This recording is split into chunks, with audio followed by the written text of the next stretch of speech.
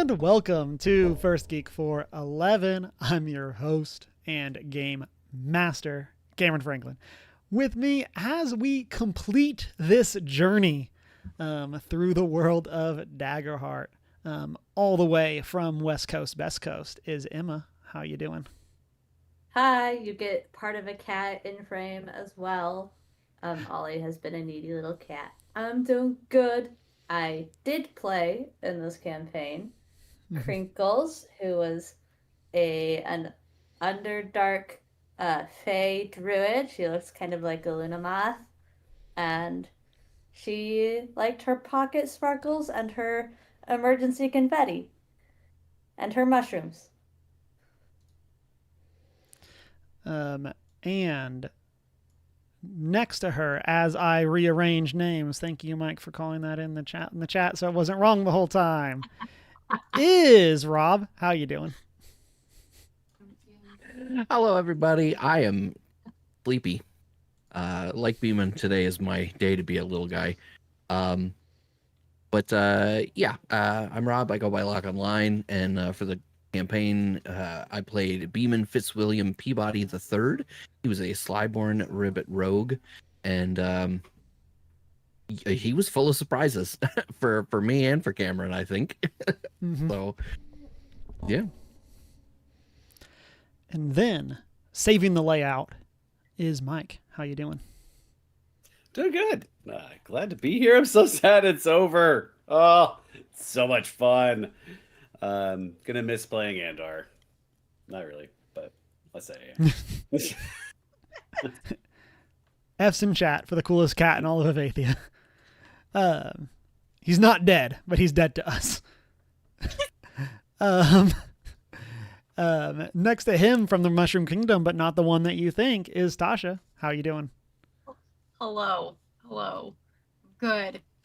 Yes, I played a very interesting character. Her name was Emrys Thorn, originally from the Frostborn community that ran away, found a patron, became a warlock.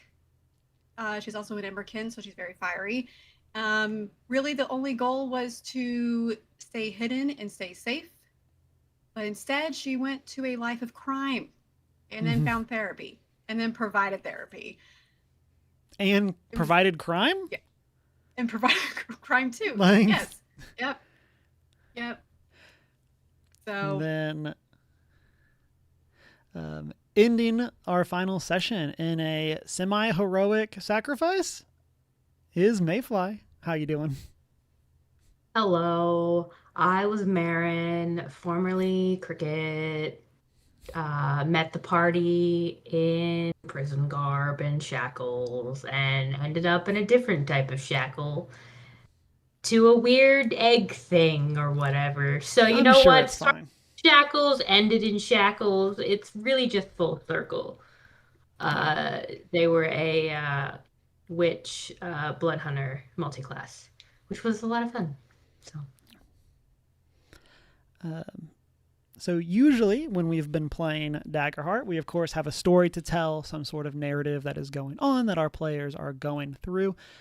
As our final session, this is going to be a little different. We kind of have 3 goals for tonight. The first goal is we're going to have a little bit of an epilogue. I asked the players to all be ready with like where would their character be about 2 years later? Like what would they want their character to be doing? We are then going to be doing what I'm calling a recap, where we are going to be talking about the story side of our campaign. So like the plot points until Winter's End as a story rather than as a game. And then our final section tonight is going to be our review of Daggerheart, where we're going to be taking a look at the game as the game rather than the game as the narrative. And so saying review, it's casual, just giving our thoughts. We're not going to like be putting a number on things, but pros, cons, things like that. All of this I say as I have sources for the things that I will bring up is said with love, as I hope I speak for all of us when I say we really enjoyed this game and it was a lot of fun. And then as a part of this, we're also going to be having a bit of fun. We're ready to party tonight. We got things going. And so are we going to get immediately sidetracked? Possibly. And so we're going to just kind of see how all of this goes. I do have notes for us, but again, we will see. And so kicking off our epilogues, let's start. We'll go reverse from earlier. So let's start with Tasha. So for Imris, and I gave players kind of permission, freedom to hop into each other's recaps, things or their epilogues. Like, general assumption is y'all are probably still spending some amount of time together, and so like if there are things like in Imris's or epilogue that would make sense for B-Man to be at, like those are things like feel free to bring in all of those. This doesn't necessarily have to just be for distinct. My character is doing this and type stories, and so, but yeah. So like generally speaking, where do you see Imris 2 years after saving the world? In my head, Imris would probably be settling down with the goal of hopefully franchising this therapy center of hers to other areas of this land. But the main location is the only one that really does the most crime. If she's able to talk the B-Man and maybe Andar to come in and participate. I mean, also Crinkles would too. want to pitch a business idea to her. Perfect. That is one of her own side quests would be to start a quote unquote non-profit organization that is community hobby nights, and she teams up with the therapy for therapy hobby nights as a front to help distract. So she does her own little therapy or hobby nights on the side as part of this organization of like, we're all gonna learn how to knit. We're all gonna learn how to solder iron or whatever. And this local, blacksmith has donated his time to teach us how to do whatever. But part of that, she would want to work in conjunction to help assist you in this crime by using these hobby nights as a form of quote unquote therapy. I love it. I mean, yeah, Imris would totally be down. It really makes me laugh that was your sales pitch, because of course my full intention was to say, yeah, I'll pick up where Marin left off as part of the newly born crime syndicate. But it's way funnier because I literally just watched an episode of Brooklyn Nine-Nine where they were investigating Captain Holt's mom's house getting broken into, and it was because they were at a wine club, and the person running the wine club was giving the address information to their partner, who would then break into the places while everyone was at wine club. And I'm just like, this is exactly what I was envisioning. No one expects the nonprofit hobby organization. Yeah. Yeah. Yeah. They're just building community spaces where people can learn new skills. Yeah. Yeah, and a very like found family type of dynamic. And then she just wants it to keep growing. Maybe to eventually find people within the same crime circles to maybe eventually have crime at the other therapy location as well. So you're doing mostly good, but like, Hey, even criminals need therapy. Yeah. See, and then like maybe offer also a little side service to be like, hey, are you looking for a patron in your life? That's really cool. And then, the dark arts. My patron, shadow goddess patron person. Yeah, so I kind of have that in mind as well. She's just, doing whatever she can to basically build up a mob that if her previous life ever caught up to her, like she's thinking it will eventually, she will be so well protected that they'll be like, I am so sorry. So, yep. Nice. Mob life. Once again, crime is the secret ingredient to the best Yep. insulation one can have. Yeah. And we don't judge what we can't understand. So Yeah. that's the motto. Mike, what do you think Andar has been up to 2 years later? So I think in the grand scheme of things, I think after the big battle, I think he goes home to Starlight Cove for a little bit and goes back to his little fishing village, and which to him is kind of ironic because he's wanted to escape that place for so long.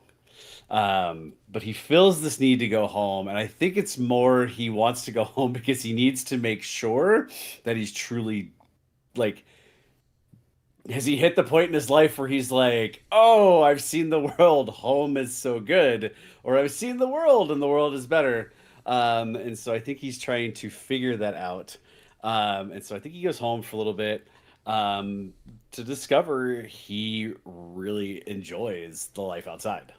Almost like his little fishing village is too small for him now. And so he goes back to Avathia. He continues his training in the military and just kind of keeps rising up through the ranks. He really enjoys it. And when he's not doing that, he desperately missed his family, and so his found family. And so yes, I think he is hanging out with everybody else, doing craft nights, providing protection when he can.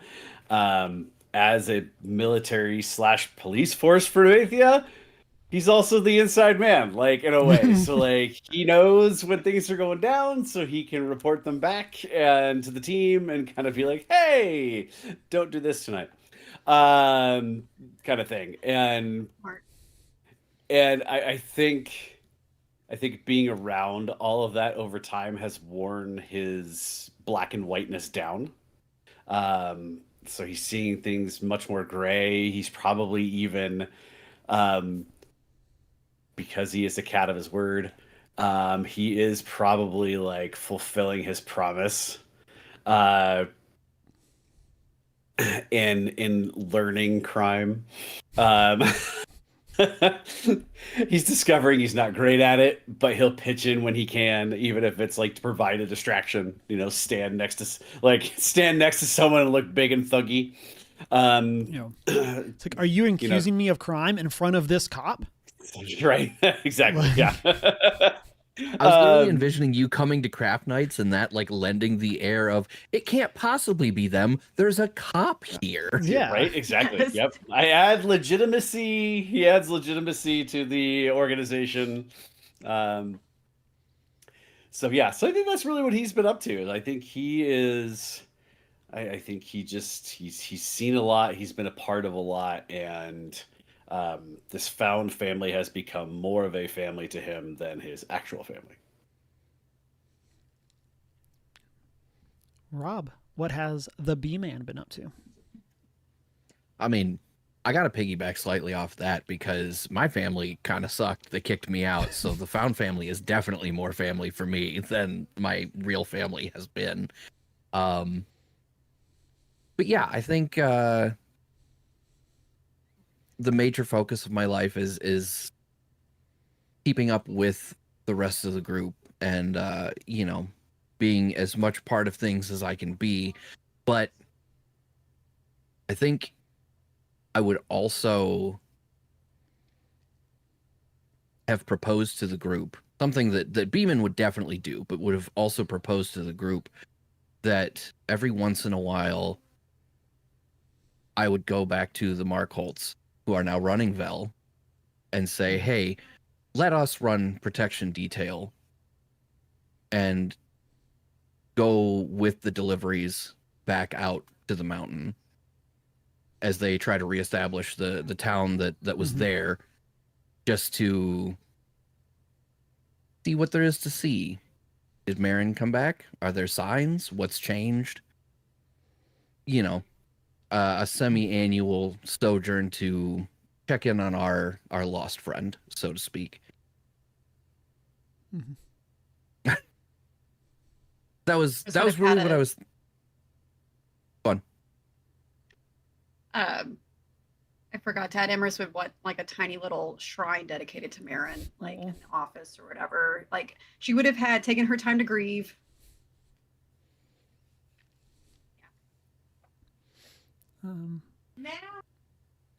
Emma, what about you? What has your character been up to? I had to unmute. Crinkles, aside from founding this nonprofit organization of hobby nights to help people build skills, not quite like a community college. It's not fully a community college. It's just like free hobby nights that ends up It's not accredited. A little bit of a front. Not accredited, but like if you want to come learn how to sew or knit or maybe meet up with some blacksmiths, we've got a night for that. That's what she's doing in her free time, to hang out with the crew. And then she also she goes home and like starts helping her family with growing the mushrooms and starts working on a plan and a layout for what is essentially best practices in growing mushrooms to help avoid diseases and mysterious things happening to mushrooms. So she essentially, like, very long term, like years and years down the road, it'll essentially be like revolutionizes how farming changes. But like she starts working on like, how can we make mushroom farming better? Because it's still this like fall and summer, like jumping back and forth, or winter and summer, jumping back and forth. Like she works a lot on making that process better and putting fail safes in place to help prevent problems from within a crop making more problems further out. If that makes sense. Mm-hmm. That's what she does in her free time, is she takes over the family farm and revolutionizes how mushrooms are grown, and then does arts and crafts and hobby nights. She lives a very simple life. Yes. I do love that y'all, as a party, have managed to both ruin therapy and also the police force. Like, everyone is just corrupt now. Like, yeah, I'm sure it's fine. You know that random hobby night thing you go to? Yeah, they're a part of it too. It could be worse. It could be worse. I mean, as far as the crimes committed by TTRPG parties go, this is pretty minor. Yeah. We didn't go full murder hobo. Yeah. Yeah. Yeah, you that's saved not part the world, of this. and now we're just getting paid for it. That's really all it is. Yeah. Double funny when you consider my checks character's entire backstory was I want to get away from crime because crime ruined my life. And look where it got you. Yeah. We'll talk about Right. Who the knew B-Man's crime was the real backstory hero all along? later on. So thank you all for sharing. As we see you all gathered, maybe at a craft hobby night, as B-Man pickpockets some poor old lady and takes all the gold that she has on her. The camera pans away and finds our fairy fluttering through the woods. We hear the sounds of laughter and fun, and someone yells out, "Marin, wait for us," as Marin turns around to see Shade, Faye, and Prudence flying past her. As they go, the camera follows them. They land on a picnic that is filled with chicken tenders and ale. We see them all sit and chat and eat together as a coven. Marin lays back on the blanket and smiles in a way that perhaps she has not smiled in years. The camera pushes in on her face as she closes her eyes in the shade of the tree. The camera then pulls back and her face is no longer clean, but rather covered in ash and viscera. She sits in a like meditative stance in a cave, and in her lap sits Scythiat's stone. The veins of magic are pulling out of the stone and into Marin. As the camera pulls back farther, we see that these veins of magic are not just flowing into Marin from the stone itself, but rather from the land around her. We go further back and we see magical reflections, perhaps of her coven, perhaps of the rest of y'all, fighting against the demonic forces of the circles below. Each time one of these demons is struck down, the magic that lived in them pulses and is pulled back into Marin. The camera continues to pull back farther, and we see countless bodies on this battlefield, and find that this cave that Marin is sitting in is no cave, but rather is the hulking form of Scythiat, not the one that y'all fought, but the one that was imprisoned by Tevnirna and Zegsia millennia ago. And that will end our epilogues. I'm sure it's fine. So that would be our fade to black. Credits would roll. And as we conclude our story of Daggerheart and Until Winter's End, I do also want to say, for people playing along at home, Mayfly gave me permission to handle the epilogue for her character. I did. So I did not know where to go with that. So yeah, that was as much a surprise to me as it was everybody else. I was like, ooh, what's going to happen next? Yeah. I don't want the records to look like I just hijacked your character for our post-credit scene. But The Feige of it all. Yes, exactly. And so, concluding our epilogue, let's go ahead and jump in to our recap of the campaign itself. Again, talking about the Until Winter's End of it all, rather than the Daggerheart of it all. So, what did y'all think? So this was a system sprint, was how I pitched this to all of you. Did we do almost triple the sessions? No, but it was definitely more than double. So here we are. But what did y'all think? Did you like this way of doing the story? Pros, cons? Like what did y'all think? Yes. I like the Concise. sprint. You have to appreciate it. Mhm. Insight. Insight. I liked the sprint for learning the system and how to play Daggerheart because I hadn't played prior to this campaign. So I appreciated getting to experience all of the tiers, all of the levels in a very short amount of time, relatively speaking. So for this type of like campaign and setting, I thought it was perfect. And then like if there was another like long-term Daggerheart campaign, it'd be like, well, I'm a little more confident now playing the system, so now it's fine. So I appreciated it. Yep. And the fact that it did go a little bit longer than you had planned because we just like to roleplay too much. Yeah, y'all did so much good RP, and that was definitely something that is a pro on my end of like my very like small scope pitch to all of y'all was basically like, if y'all only go through the things, and I'm like, I definitely don't think we would have even had the stakes that we had that been like, I don't think y'all would have cared about stuff. It would have just been a lot more like monster of the week of like, where is Cameron throwing us now? And yeah, so I definitely love that y'all brought all of that in with you. For context for everybody, the system recommends roughly 3 sessions per level. And so we were on session 17. So like if we would have done that, y'all would have been about level 5. If we would have been following that guideline.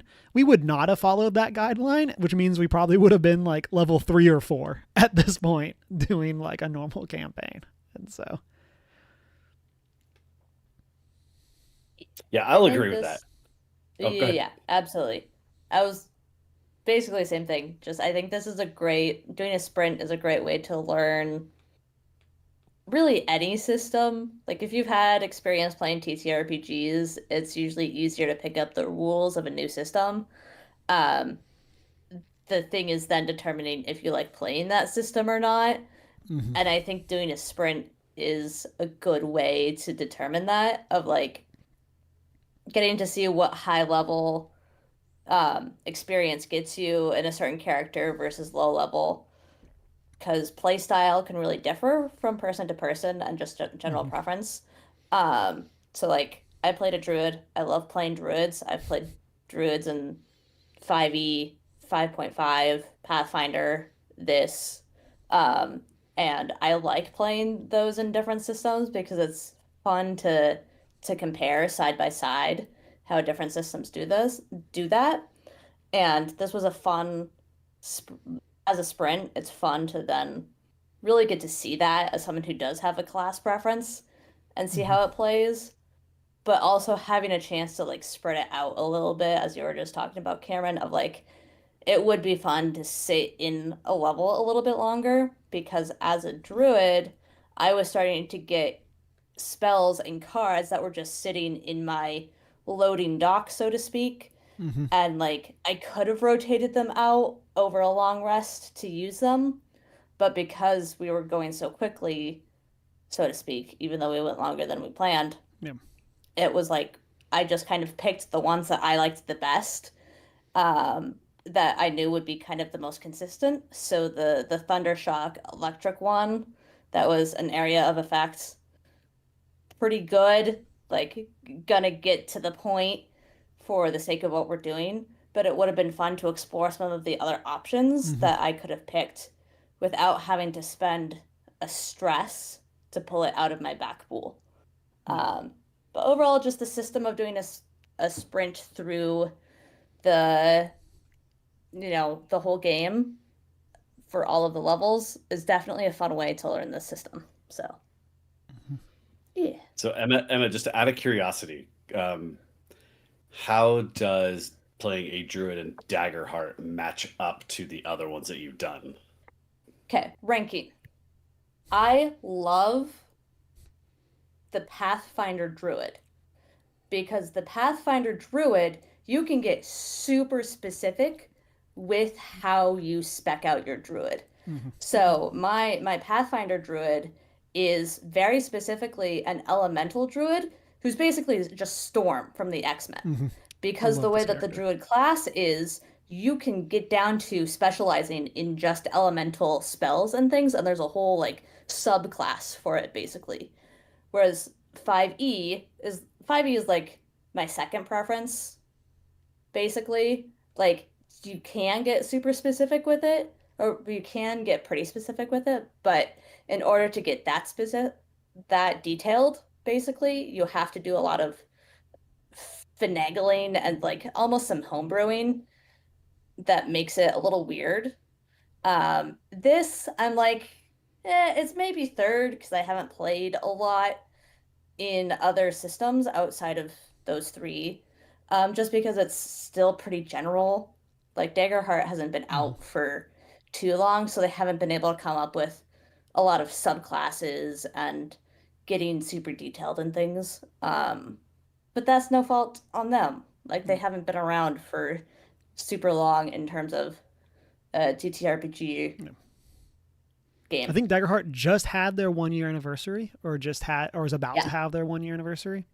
And so, Yeah. like, So, like, kind where- of with that, where like, the- we don't even have a second book yet. Like, there's not even a second source Yeah. book. Yeah, like for the game being out for only a year, like it's a pretty good druid. But at the same time, like in comparison to my other druids, like not my favorite setup, because it felt a little bit general of like here's a pile of spells, here's a bunch of animals you can play, go have fun.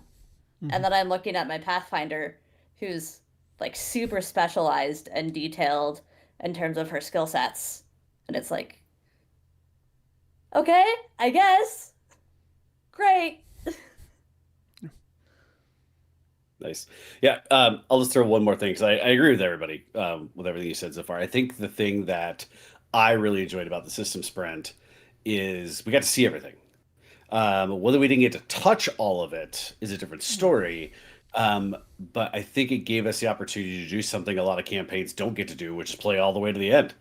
And so getting to have a taste and seeing what each character can do all the way up to level 10 was really interesting. And to see how the choices that we made in the level ups really impacted what we did. So I just appreciated that for the system sprint for what it is. I would agree with Emma that like there was moments where you're kind of almost juggling too much. And trying to figure out like, okay, now I'm leveling up. I really want to try this, but now I got to get rid of this. But this thing has been working for me. I don't really want to get rid of it. So there was a little bit of that felt just a tad chaotic as we got higher up, and had more things to work with. But overall, it was super nice just to get to touch everything and kind of give you a really good taste of if you could play the whole thing, what you would be able to do with it. Yeah. I will say, as somebody who did multi-class, that feeling of being overwhelmed. Oh boy, you guys. Yeah. It was twofold. But also I think the more classes and stuff that they add, having played 2 void classes, a lot of what I was running into was my dread cards were, I think both my dread and sage cards for my witch were the same as both Crinkles and Emrys. So we were at the very, very beginning hitting a lot of the same things. I think as the more they add classes and the more that they vary that out, that'll be a lot better. Because once I multi-classed into Bloodhunter, I was doing everything Bloodhunter just to do something different from everybody else.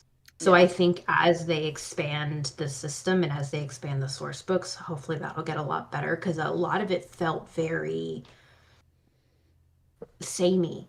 Like the Venn diagram between this and this, it was just a circle. Like it was just the so but that might not be something that is as prevalent if you're in a super long form campaign, because you have all of these options for switching out at different times and long rests and things. But us having to do it when we had to do it made it very evident to me immediately. Okay, well, I have the same spell as Tasha and I have the same ability as Emma, so let me just switch some stuff around. So that I think was good. This will tie in with something I'll say later on. Give Rob a second. But like, one of the places that I struggled running this was it was hard to make things not combat-y. And so that definitely became evident for y'all in terms of like, well, when you pick a domain card, odds are you're going to be fighting something. And so that just made a lot more sense for y'all to pick. And I think that Mayfly kind of leads to some of this problem that you're seeing, because by the nature of the campaign, you were not encouraged to pick the niche fun thing. You were encouraged to pick the what will be good in the upcoming combat thing. And so that definitely is something that like falls into that con side of doing the system sprint. Because I do feel like, just from conversations that I've heard from y'all, it does seem like y'all kind of got hampered isn't the right word, but like you kind of got, like if you picked cool city-based ability and we just never did that, you just had a card that didn't do anything. Kind of looking at Rob, who picked some cool city-based abilities that he then never got to use. And so but Rob, what'd you think? It's interesting because I don't disagree with any of the points that you guys made, but I'm also coming into both this system and a system sprint as a concept effectively completely fresh. Like the last time I really committed to a TTRPG was Advanced Dungeons and Dragons 2.0. Like it has been a long time. Like I've played some of those, like they had the Drizzt, like adventure in a box things, where like you Yeah, draw like a starter cards set? and you make the map by the card that you play. No, not even like a full TTRPG set, but just like you have pre-made characters, and then everybody picks one of those characters, and then you build the dungeon map by drawing cards out of the box and like laying them down. You know what I mean? And so like we played a handful of those, and I was just like, okay, these are kind of cool. Like you have like a preset thing that's going on, but you're in those cases you're extremely locked into what's going on because they don't give you like a spell book and say, oh well, you can pick this rogue character and then here's a list of the spells that you get. They go, here's the rogue character and here's the spells that character came with. Have fun, right? But so like to your point about like the cool city based powers, I did that twice. I picked 2 domain cards specifically thinking, okay, we're doing a lot of RP, these could really come in handy. And then like one of them I picked was like the mass disguise because I'm like, oh, we're doing crime. We want to be able to not be us when we do crime. And then like literally just it never presented an opportunity to use it after that point. And so like for the next 2 level ups after that, I was like, okay, well, I got to pick something that's going to be fundamentally functional in combat because like I could potentially dream up some sort of bizarre scenario where all of us looking like other people might be handy in combat, but like yeah, that is such a niche thing to hope for that I was just like I don't feel like that's really gonna happen, you know. I mean, like using our final fight as an example, like could you have like disguised and then snuck in and tried to pull one? Maybe, but like I don't know how that would even have worked out. Like y'all really didn't have a lot of opportunities, honestly, in the whole back half of the campaign to really enter a fight. I'm not going to say in stealth. That's not. You probably could have figured some stuff out for a handful of them, but like you'll never really got into a situation where like using that type of power would have been useful. And that's kind of on me. Comically, the one time I really think it would have been incredibly useful, we were already past it. Like when we had to infiltrate the shipyard. I feel like being able to do some sort of disguise to just kind of blend in with the workers would have been super helpful. But, you know, by then I didn't have the spell, and then we never really revisited that sort of idea after that. But to that, like the being overwhelmed thing also kind of happened with to me, but it was more about not really having the framework of the system, like not really being able to look at things and go, okay, here's this combat scenario where this ability will definitely come in handy. It was just, does this sound like it would fit my character? And then I'm like, oh, what fits my character at this point? Because as with any TTRPG, you get in there and nothing survives first contact. You know, we mentioned at the top of this, like I went into the character with the, I must get away from crime. And that did not even sort of happen. And so, you know, trying to read through the cards, like there were several times where I was like, I feel like I should pick something from the Grace Tree because it feels, for a lack of a better way to put it, it feels less evil. You know what I mean? But then everything I picked wound up being something out of the Midnight Tree. And then even then I did have at least one instance where I had the opportunity to pick like a binding ability. And I was like, nah, 2 other people in the party already have that. Like, would it be potentially useful for me to also have that? And then like we could really root a whole group together and go from there. Sure. But that felt like narratively boring. And so I do think as the system itself expands, yeah, I think that's going to be a huge boon to it is to get some more variety between the classes, as opposed to like every class has to have some sort of rooting ability. But I don't know. I really enjoyed the sprint. I think twofold because I'm so far removed from playing a TTRPG at all. Doing it as a sprint really kind of was almost straight in the deep end, but with a life jacket. You know what I mean? Like I had you guys to kind of play off like, what are they doing? How are they handling this stuff? And so that was really helpful, but not having any idea how TTRPGs as a whole kind of work versus how they used to made it a little bit intimidating, but also the system itself, the lack of variety also makes it very accessible, I think, for somebody starting in. You know what I mean? Yeah, I feel like at this point it's I'm rambling a little bit, but definitely. I No, I enjoyed it. agree with you on that last point, especially. It's definitely an accessible system for people who have never played or have not played since 2.0 or like yeah, it's definitely the simplicity on one hand is good, but I think for more experienced people or people who have played a lot of different varieties of tabletops, it can be a little bit like, ah, I have the same thing as this person when you're so used to having something Yeah. completely different from a party member. Yeah. And that can go both ways because like it's cool that Yeah. like that using Rob's example that like rooting someone is not tied to just the druid using like entangle or using whatever. Like it's something that multiple different classes can have and can bring their own flavor of that ability. But when your party has all of the groups that can do that, and this also then goes to what Mayfly said earlier, and then like you do have overlap in domains also, leading to even more people having ways of doing this. Like I think Mayfly, you had access to two different routes, because I think you had access to the Crinkles one and access to the Emrys one. Yeah, like, I did. So like, I definitely did think there's Dread stuff and like Sage, that. so it was half and half of each of them. Yeah. Yeah. So what I'm hearing is an oops all bards party in this kind of system is even less exciting because you genuinely all end up having the same set of spells to pull from. Yeah. So it's like I am in the same boat of like for those of us who have played more systems, like gets kind of, I don't like the word boring because that's not what it is, but it is like it's kind of less exciting because it is that issue of like, well then you have the same spells as some other spellcaster in the party or whatever. Like an oops all bards campaign isn't going to be as fun because there's a good chance at least two of you are going to overlap in spells in any which direction. So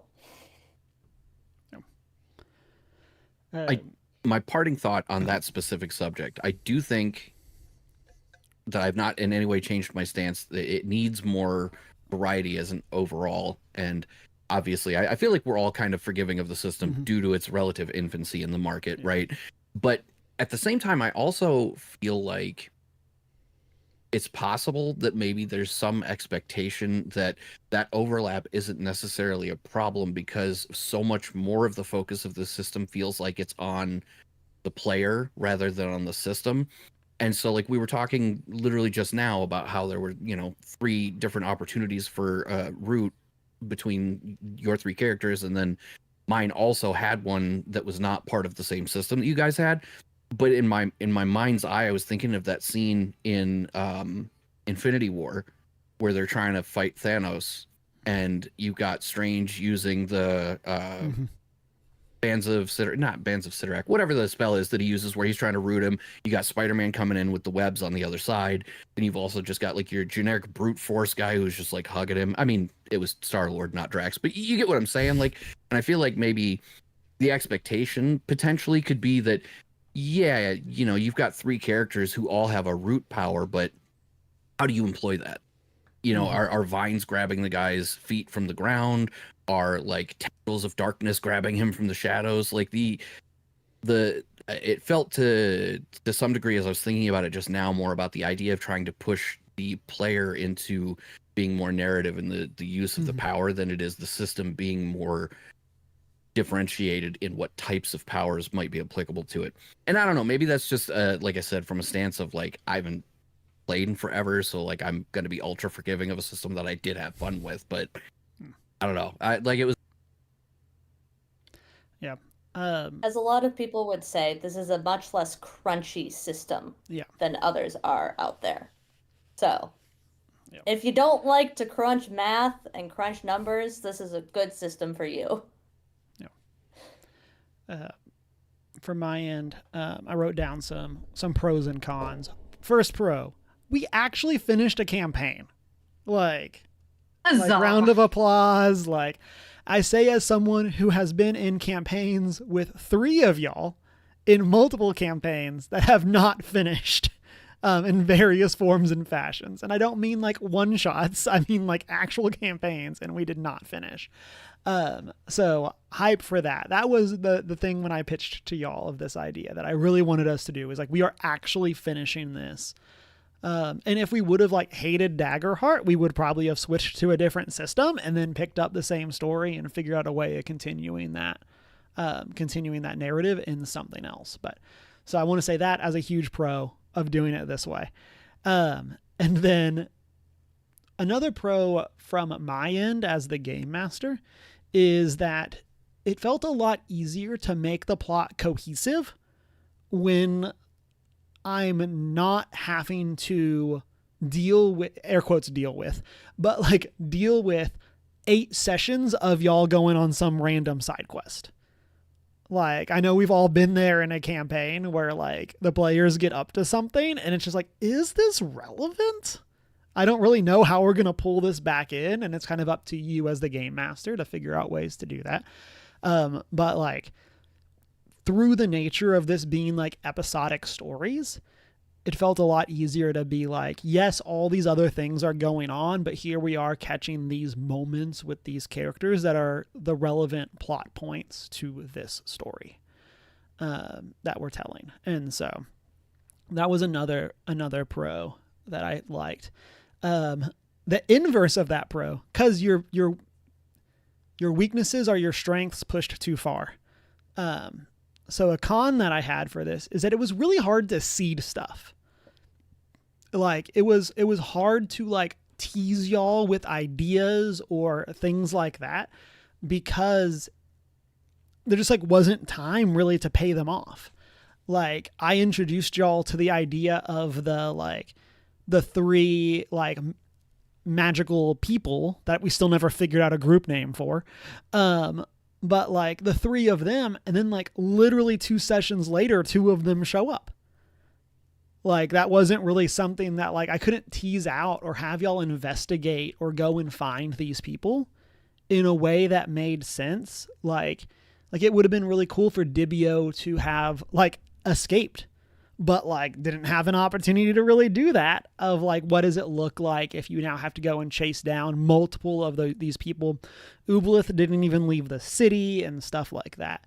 Like, I think it would have been really interesting, like had there been more time, for us to have like had more of those. Another one, we'll talk about it later on in one of my other questions, is that like some of the sections, because of the specific like levels that we cut out, like I had ideas for story points that just got completely skipped.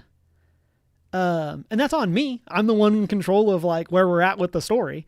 But like with it being a sprint, it felt hard to give like some like silly or fun things because they weren't plot relevant. And I know y'all would have had a lot of fun with it and like y'all would have done great with it, but like it was hard to like throw combats at y'all when we have 2-hour sessions. And so now we're also getting into probably part of the doing this as an actual play on Twitch versus a home game.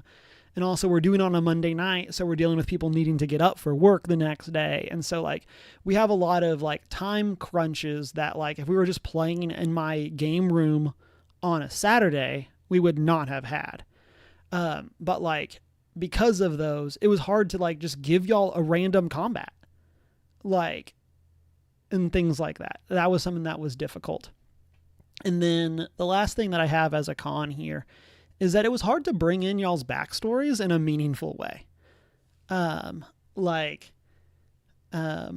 was on my end, probably one of the biggest ways that like I felt limited in terms of what I could do. Just because it was so hard to make those things work. And as an example, this is what I was referencing with the B-Man earlier. Like, B-Man is trying to escape a life of crime. He gets kicked out of his family and ends up in this crowd that is very obviously committing crimes. But no one from his past shows up to confront him about this moral change that he's had and like challenge his stance on things. Like, like, if we're thinking of this as a show, that would have been an episode where someone shows up or he has to go home or like something happens. But like, from the nature of doing this, we didn't really have time to do that. Similarly, like Imris. Yeah, it was hard to do character arcs. Like, Imris is literally being hunted through multiple years of this story. And the only like real reference that we got is some guy shows up at the gala and then is no longer plot relevant after that, because I couldn't figure out a good way to make it work. Like, here we are. I had that in the back of my head for so long. I was like, when is that guy gonna like, he's gonna step out of the shadow and be like, aha, this is why we were hunting you, because you're a whole related to show of plot." standing in front of her, the entire party, and like blocking off line of sight.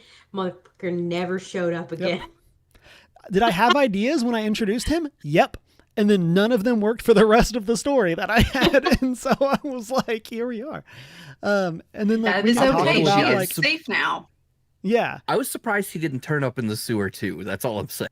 like, Oh yeah. I did think about having him be the dead body, but I didn't want to give Imris the out from like that narrative plot hook. Yeah. Like that didn't feel earned, but I couldn't figure out how to get you to have earned it either. And so I just went with this other stuff. Character arcs seem to be like difficult, and the only reason I think that one happened the way that it did with Marin was because I really wanted to multi-class, and Cam was like, "Here's how we can do that," and I was like, "Okay, let's do it." But like, other than that, like, where would everybody have gone? Yeah, and like with Marin, like, I like, you wanted to do this multi-classing. I love it when we can make things like that campaign relevant. And through like our conversations, me murdering like Marin's whole coven felt that like that was easy to work in a way that like some of the other backstories were much more challenging for me. Like that was something that made sense for y'all to encounter when y'all were encountering it. That made sense. It let me set up how Scythiat's magic worked also. Like y'all learned a lot through those encounters that like became really relevant to like the iconography that we used for the rest of the campaign. And then like Crinkles and Andar are just here like vibing for 2 years in game with like nothing relevant to their character's backstory other than why does Scythiat use mushrooms? Because Emma's character was a mushroom enthusiast. Like there's literally no reason decided that she was really into mushrooms. Like, you know what? And that's fine. I had fun coming up with weird things for Crinkles to do in her free time. You know? She takes up Pilates. She takes up like arts and crafts. And now she runs a nonprofit. It's fine. It worked out. There you go. And it's good. And again, I think we had a lot of fun with that. I don't think any of those are like true cons in the sense of like they went badly, but I do feel like it falls into like the grass is always greener side of things. Of like, I've played in plenty of campaigns where like I said, where we've had a multi-session. Why is this remotely relevant to the plot? And as someone who, generally speaking, is much more comfy with railroading than I think other people are, of I want to experience a cool story, and I don't always think that my character does whatever they want is good storytelling. Shots fired. But I liked that we got to kind of have these meta moments where we just get to see these cool moments in these characters' lives. We get to go from seeing them as these level 1 characters that basically have nothing going for them to being these badasses that defeat a literal god. I think that's super cool in a way that didn't take a 10-year campaign for us to get to. And so now going through all of that, I have kind of a twofold question for y'all. A, would you do a system sprint again if presented the choice? And if so, what would you do different? And I'll give my thing first as we talk about that. I think one of the biggest misses on my end, and I didn't realize it until we were well past the point, is like we skipped levels 3, 6, and 9 because those were the middle levels of the tier, or 3, 5, and 9, I guess. 2, 3, 4. Yeah, 3, 6, and 9. We skipped those 3, and we should not have skipped level 3. I think we should have spent more time in tier 2.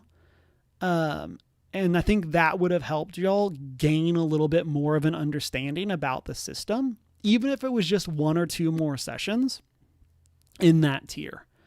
I think that would have like helped with some of the like overwhelmingness of getting cards and picking abilities. It would have given y'all more chances of being like, hey, I want to try this other thing. And I think that would have been really good.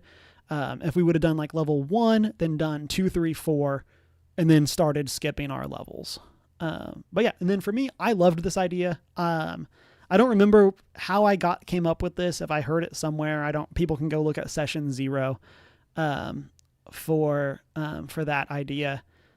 But I really liked this as a concept, and I think it was a really fun way of experiencing a whole lot of the system. I say as someone who has literally never played or GM'd high level of any game other than this one, other than one-shots. So like, I think it was super cool to get to experience all of the monsters. I mentioned this to y'all after our last session, where like this campaign exists so that y'all could fight this dragon.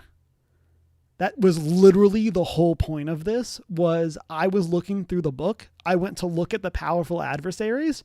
I mentioned this to y'all. I sent multiple of y'all pictures of this dragon and how this fight works, because I thought this was so cool of a battle concept, and like we built everything off of that. And so like actually getting to experience that, like, I think was really cool, and I'm really happy that we got to do that. And I would love to try this idea in other systems.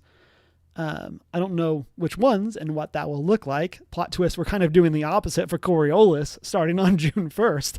But like, yeah, I think that was super cool. So for y'all, would y'all do a system sprint? And if so, what is something that you would like to focus in on, change, do a little differently, stuff like that?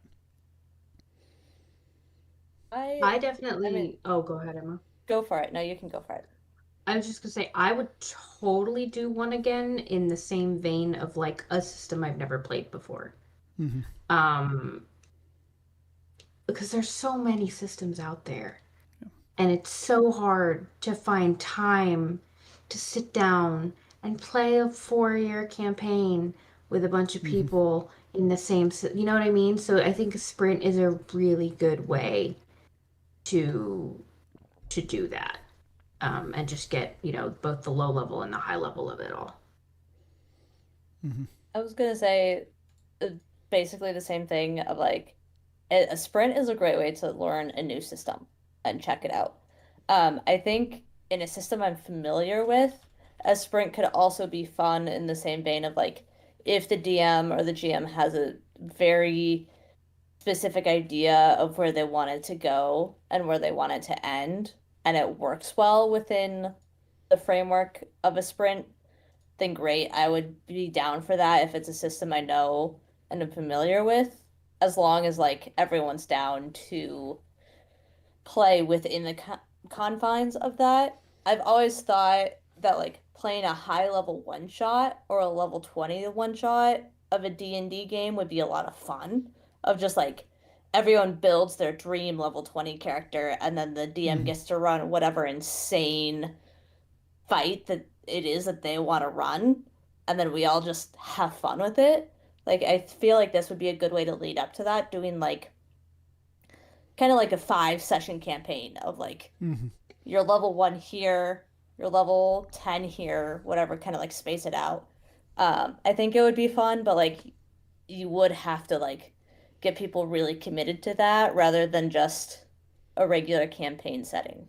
So, yeah. Also, I looked it up. Agreed. We did session 0 on August 4th of last year. What? So 9 months I ago. thought it was later. Yeah. Aw. Remember when you said we'd be done by Christmas? Yep, I sure do. That's right. Here we are, I'm 5 months glad later. We weren't. Yes. So glad we weren't done because it just got chaotic as time went on, and like I know it was just a sprint, but I'm like, we had some like character growth in that small amount of time, and you wouldn't be able to actually get that growth if it was like maybe a 10 episode session. So I'm glad it went longer.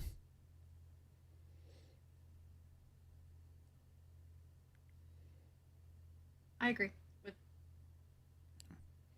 Yeah, I think a system sprint is interesting concept for as we've already mentioned, kind of doing something you've never played before. Like if you really wanted to check out something but didn't really want to put into a time commitment for like a full, whatever playthrough looks like, it would be really interesting to just be like, hey, we're going to system sprint this. We're going to give you the high level overview. I would be down to try it for something that I was kind of like, I'm really intrigued by this, but I don't know if I have the time to like really jump into something. So I think it's a good way, I think, for people who don't know TTRPGs to jump in and kind of, quickly learn the basics and learn some, and kind of give you a full overview of what a full campaign could look like. Because then you can sit there and be like, oh, I really like this, or no, thank you. I think either way. So overall, yeah, I thought it was great. It was a very different change of pace from things I've done in the past, and so that made it nice as well. So yeah, I think I would totally do it again.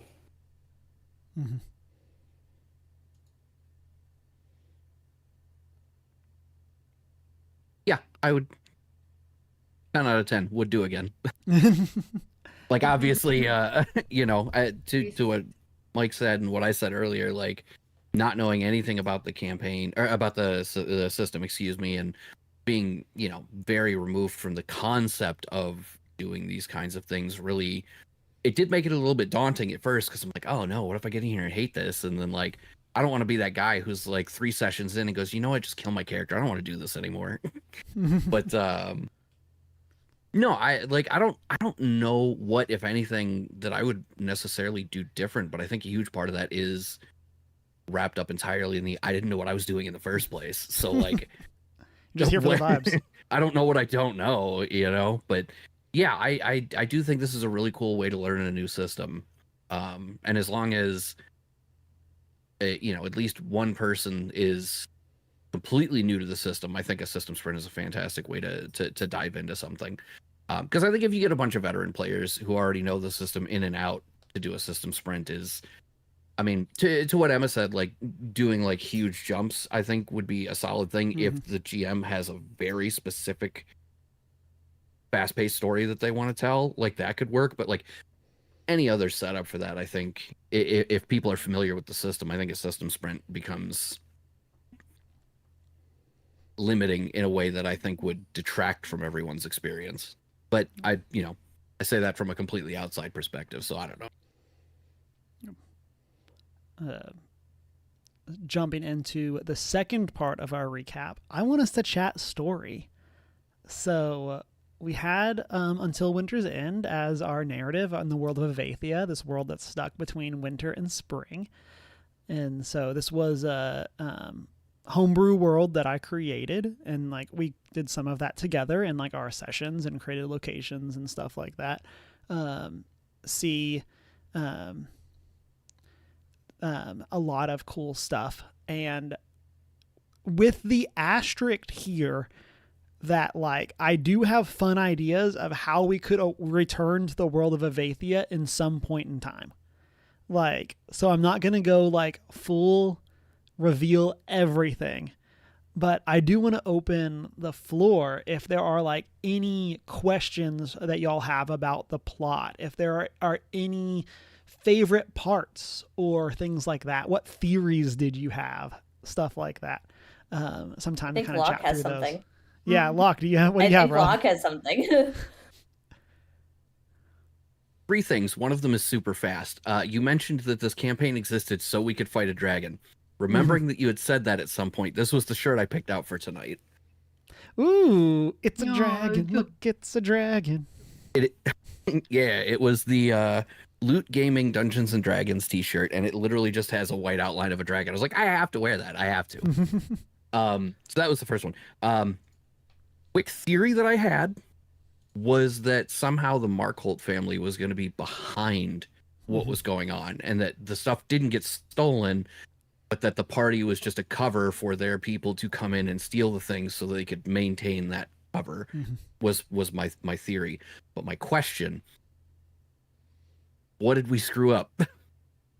When Crinkles and I yoinked the dude off the cliff, you said right then, you were like, that night you were like, well, I had a plan, and I am There was a whole just section of the desperate fight to that know. we ruined because we did something you didn't expect us to do. Yeah. And I gotta know what we screwed up. Yeah. So before I answer that, as we tease this out just a little bit longer, did y'all have any other like theories about the Markholts? Because like that was something that like in the moment I had never intended them to be sketchy, but like I realized like kind of later on through like some of Rob's RP that I was like, oh, are they like mad suspicious of the Markholts? Crime knows crime. Crime knows crime. I kind of assumed they were some sort of covert mob family, to be honest with you. Yes.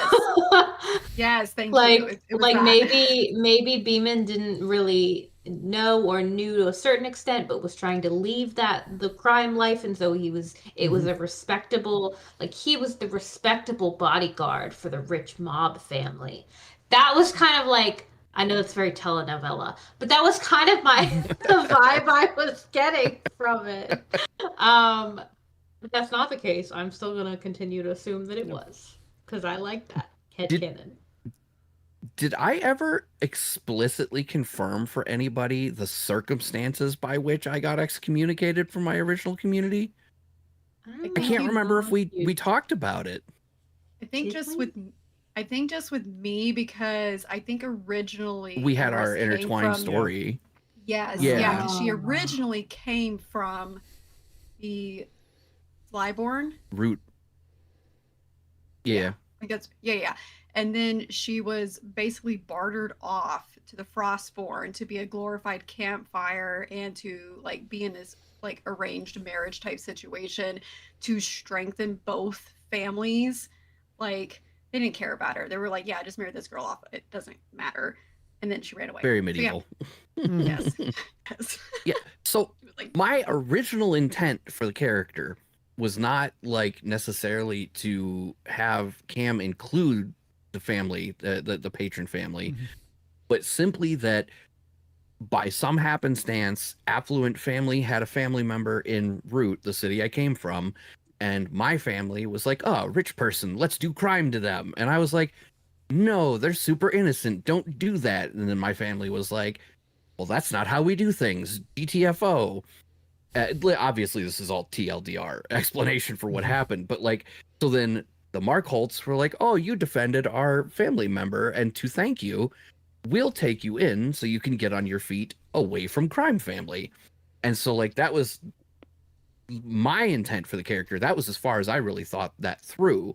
But then as soon as Cam was like, oh, now the Markholts are running the shady shipping company, immediately, I don't know if that was the intent at that point, but as soon as he said that, I was like, hang on a minute. Okay. So that's where my suspicion came from, was like them bringing me in. I was like, okay, but then I started thinking like, okay, but why was affluent family in very open crime city in the first place for me to be defending them? And then that happened, and I was like, more questions. And then we fought a dragon, so I really never got to ask. Yeah. Cam brought up Aurora, and at that point for me, all bets were off. Okay, that's all I got. Yeah, not me bringing in the crush from other games so that we could play this. So I don't remember if we've mentioned this, but you have no idea how happy that made me when that happened. Mike and Mayfly were in a Strixhaven D&D game with me, and one of the NPCs is Aurora. Like she's one of the other characters at this like magical college. And she's very like For my fellow Swifties, I describe her as like Reputation TV, like Taylor Swift, where like she's like the goth punk bard like character. Like she's very much like intended to be this character that like the player characters can have a crush on. Of like, it's very much like the vibe. And so with the Markholts, like it was such a perfect opportunity to bring in like this Easter egg for this other campaign, and connect that to those other vibes, and kind of get to like, again, plant that, Absolutely like just have that driving me fun nuts. reference. And so, but then that brings I knew me, based on the way you guys reacted, I was like, that totally, Yeah. that's a reference to something. But then nobody ever let me in on the joke. And I was like, okay, then. yeah, It this was random one other campaign. time- 2 to 3 person specific Yeah. Easter egg. Yeah. Yeah, there was not time at that Yeah. point. I think I was so love struck. I couldn't do anything about it. Don't get me wrong. I appreciate that it led to this conversation. This is really fun to have this be the, oh, I get it now moment. You know what I mean? But like when it happened, I'm like, how do you don't know her? Why? What is this about? Yeah. And that it falls back to something I would do back when I was a youth minister, where like I would write jokes in my lessons for specific people. Like, this is a joke that I think this person will laugh at. Like, that's 100% what this was. Of like, this was think for the Mike three of literally us to messaged have me. this moment together. Yeah, I think he literally messaged me and he goes, "Did you catch that description?" And I said, "It seemed familiar. Why do I know this description?" He goes, "It's your girlfriend." And I was like, "Oh, shit."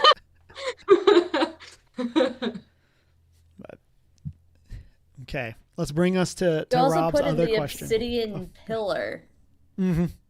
This is related, which I think was a reference to my campaign that I talked to you about before. That was I don't completely know. accidental. So And I that just one went, was hey, just a it's happy like my accident. other campaign I've told you about. That was and I don't know if y'all caught this, but like the 3 forms of the dragon were the 3 things. So like Yeah. the obsidian Yeah. pillar is because it's the obsidian hunter or whatever. Then the molten whatever is the second form, the ashen thing. Like all of those are the 3 forms of the dragon. So that was the only reason it was obsidian. But man, I loved that it was a reference to something else, and it made me really happy. Of like, I made it Again, a reference in- for myself. yeah. So that made me happy that it was like, oh, just like a fun coincidence.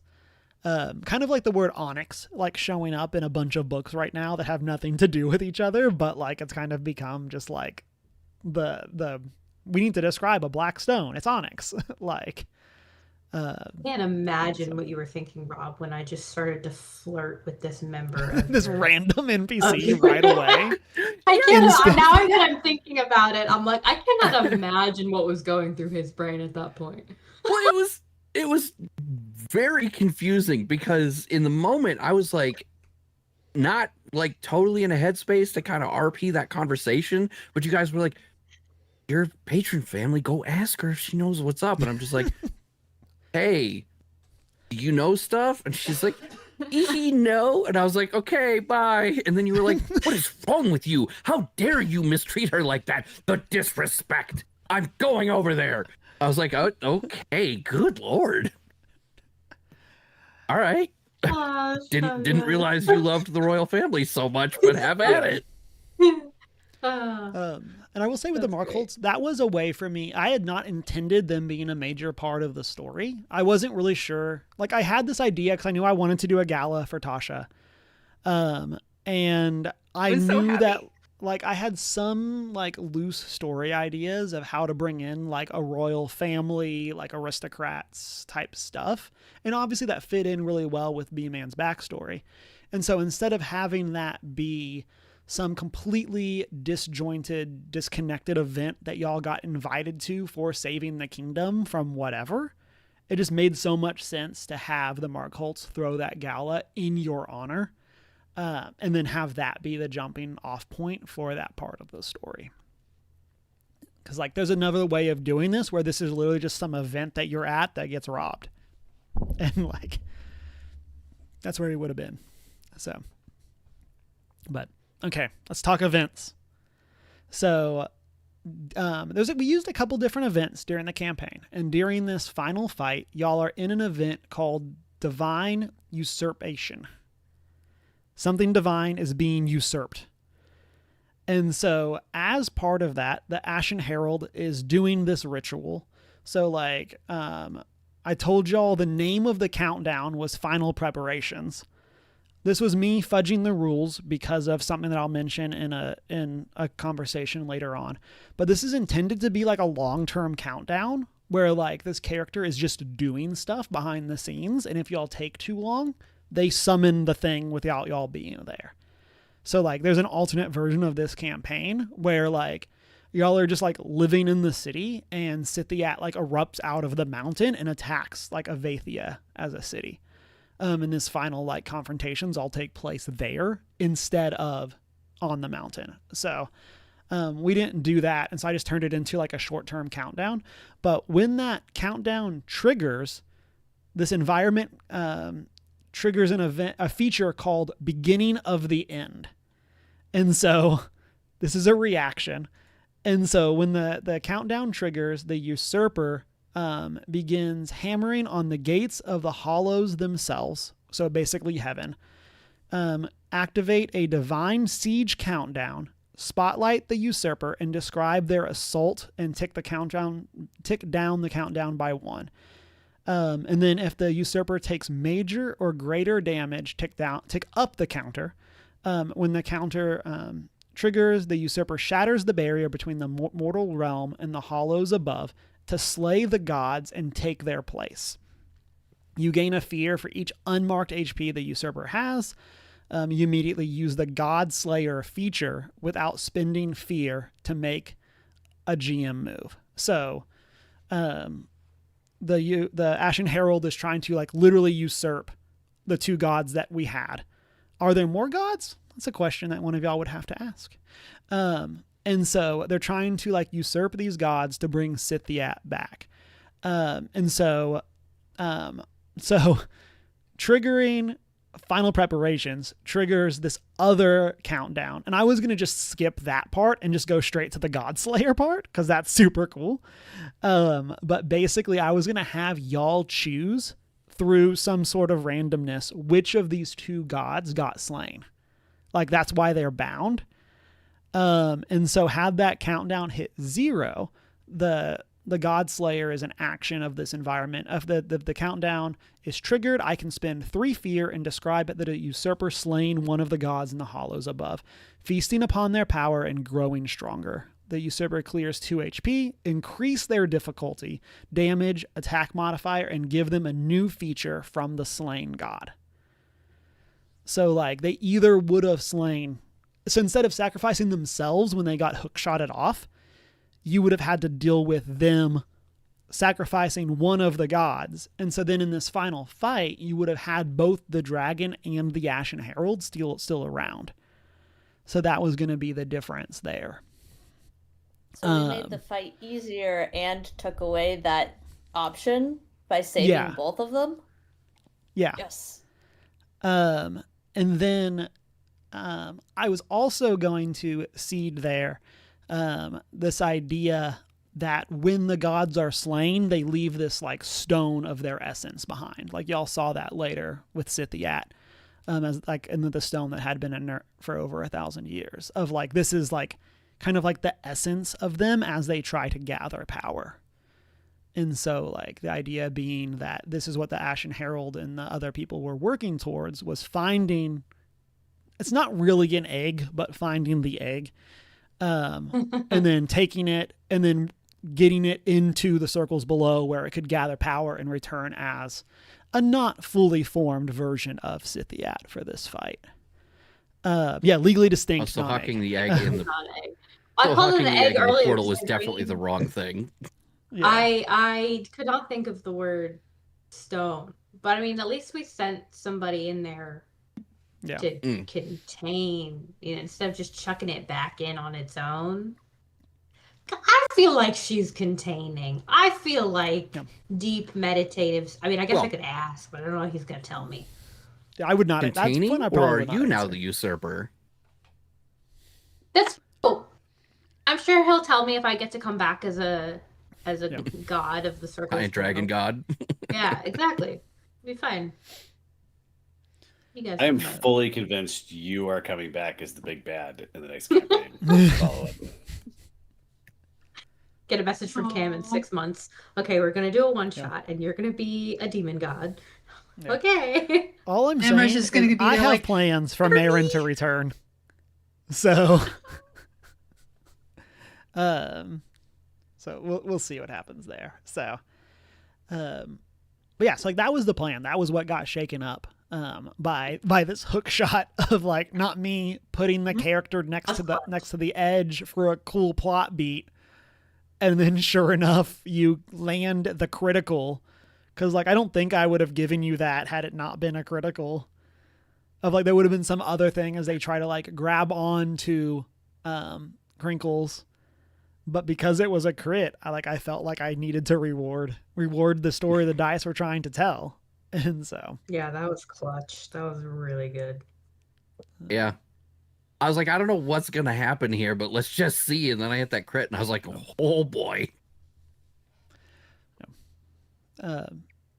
Any other story questions, highs, lows, things like that, theories? I have more story questions, unless somebody else has a story question, because I already asked. It's somebody else's turn if they got one. I don't remember where the idea came from, but I have in my notes the question, what would have happened if we just killed them? The two gods. Oh, Mm. I don't think you would have been able to. Could we even have? Okay. Yeah. I didn't based on what you had said up to this point, I didn't figure that was going to be possible, but it occurred to me like they're obviously bound and depowered. Elsewise, they should not have been part of this whole thing anyway, but it's just like, what if we had just taken over? Yeah, like I think you would have needed to have figured out a way of like replicating the ritual of the Ashen Herald. Like, it's not just that they were bound, it's not just that they are depowered, it's something about this ritual and this sacrifice that they were making, or that the Ashen Herald was doing by like sacrificing all of these villagers that like allowed them to get this potential moment to slay a god. And so and there was no slinking in and stealing the last minute kill. Like, yeah, or like I at least in my head, having, you know, not really thought about it, like not in a way that would have been useful for y'all. Like, could you have potentially landed the killing blow? Maybe. But like, I don't necessarily think that would have stopped the Ashen Herald's plan. I think they would have just been like, cool, and then punted them into the circles below. Like, to fuel the resurrection. So like, yeah. Yeah. Well, but so that then is my final question is, what happened to the other two items? Scales and the dagger. Yeah, something We're just writing narrative. them off as part of the story. Like, Okay, yeah. Like, this was Cameron needed cool sounding items that fit the theme. And so, like, I'm sure they had something to do with this corpse of Scythiat that, like, is here in the world. Because, like, I don't know if y'all caught this, but, like, in the flashback to Scythiat being banished, he's not killed. Like, but somehow the egg gets back to Avathia, and, like, his corpse is now, like, where Marin is in the circles below. Yeah. So like something happens during that time to kill Scythiat, and then somehow the egg gets back. And so like in my head, the other items have something to do with that. And I don't know what that means because I didn't have to think about it. So Totally fair. It was just one of those things where I was Yeah. like, okay, like we got a very distinct narrative explanation of what became of the stone. yeah. But like the dagger and the scales were just like, oh no, they're over there, I guess. Yeah. Yeah, like in my head, like it's the dagger to sever the ties of fate. So something fate related bound Scythiat. And then changing someone's judgment was like allowing him to return somehow. Like the magic of these items somehow was a part of that, but I don't have like a more meaningful answer than that. I do have a story question for all of you. I have mentioned several times that Ublith, our turtle, Galapa, whatever, is a reskin of an enemy. What enemy was Ublith a reskin of? My best guess would be a dragonborn, but that's not even an enemy. I will remind you, they drained your energy.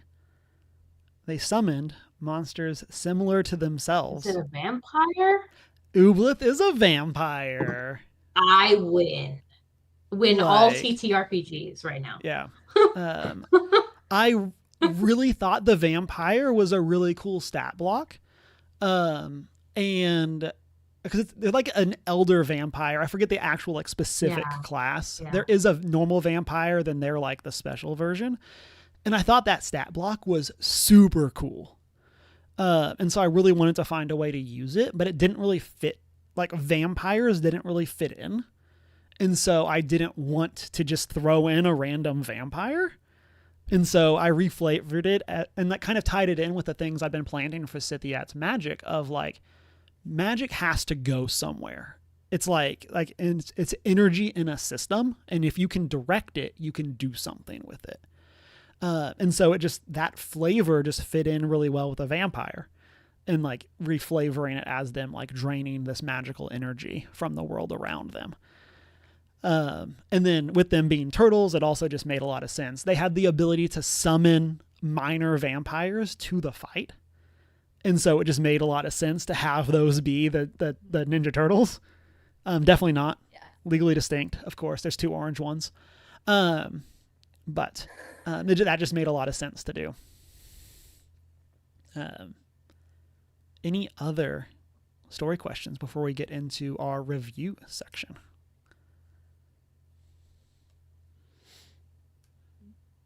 Okay. So let's jump into our review of the system of Daggerheart rather than like the story that we've talked about. And of course, we've had some overlap when we talked about like the campaign. We already talked about like domain cards and stuff like that. And so for this, I asked that we take the format of roses, buds, and thorns. And so the idea here is that a rose is something that you loved. A bud is something that you either liked and wish it was more, or disliked and hope that they fix it. And then a thorn is something that you just didn't like about the system. And so I have asked that we kind of frame our review into those categories. And then for y'all, you do not need to feel like you need to provide a rose, bud, and thorn for every single one. If you just have a rose and a bud, cool. If you just have all thorns, cool. And kind of like what we did earlier when we chatted through like Epilogue and stuff like that. We'll start with Emma and kind of have her give her thoughts.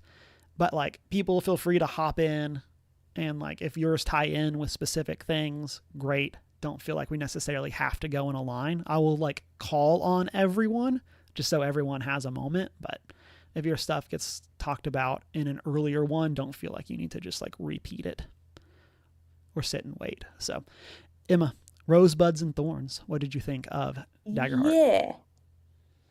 So I have one that is both a rose and a thorn, because not all things are one thing in a box alone. Mm-hmm.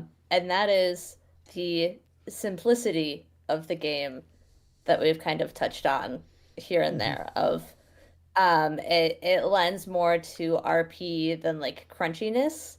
And that can be really fun with tables that play well together. Like we had some really great sessions where we just got very ADHD, like super giggly and like into these weird little moments of like the format of Daggerheart really let us just have fun being the characters that we built. because it's not crunchy and rules heavy. At the same time, if you're someone who likes to either min-max or get into the weeds of how a specific character build plays, it doesn't really lend to that. Like, I do like having more specific options for character builds, um, like I've kind of talked about. And that doesn't really exist with Daggerheart in the way that other campaigns provide the space for. So the simplicity of the system as a whole could be really fun with the right tables. A lot of my friends that I play with in person, like a lot of them are actors, so I could see us having a really great time with this in the right context. But at the same time, a lot of my other friends that I play with in person love to min max and would hate the fact that this is not a min max heavy system. And so they just would not enjoy playing Daggerheart. So it is like that is both a rose and a thorn because it's like you have to find the right people who mesh with Daggerheart as a system to like make it work and be enjoyable, especially the more experienced you get in playing TTRPGs. At least from where I sit.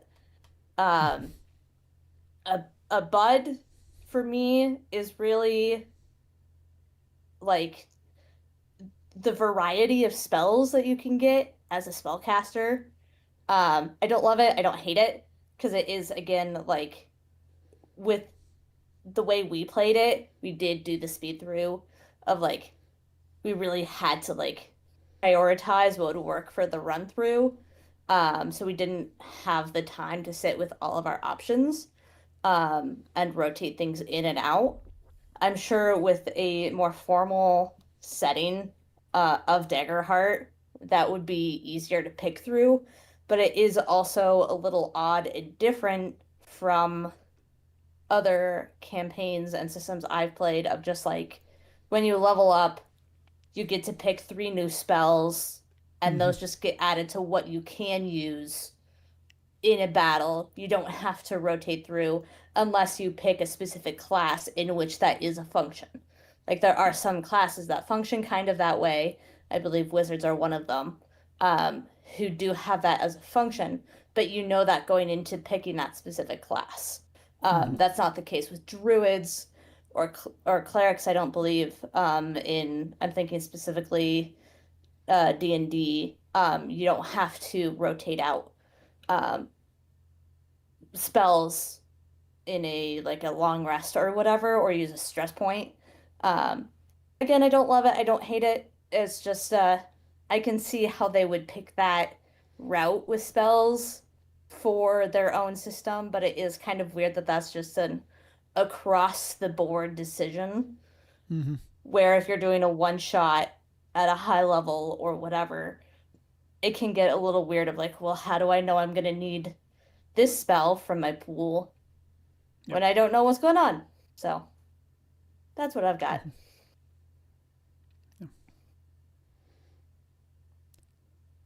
Mayfly, let's jump over to you since you didn't have your own epilogue earlier.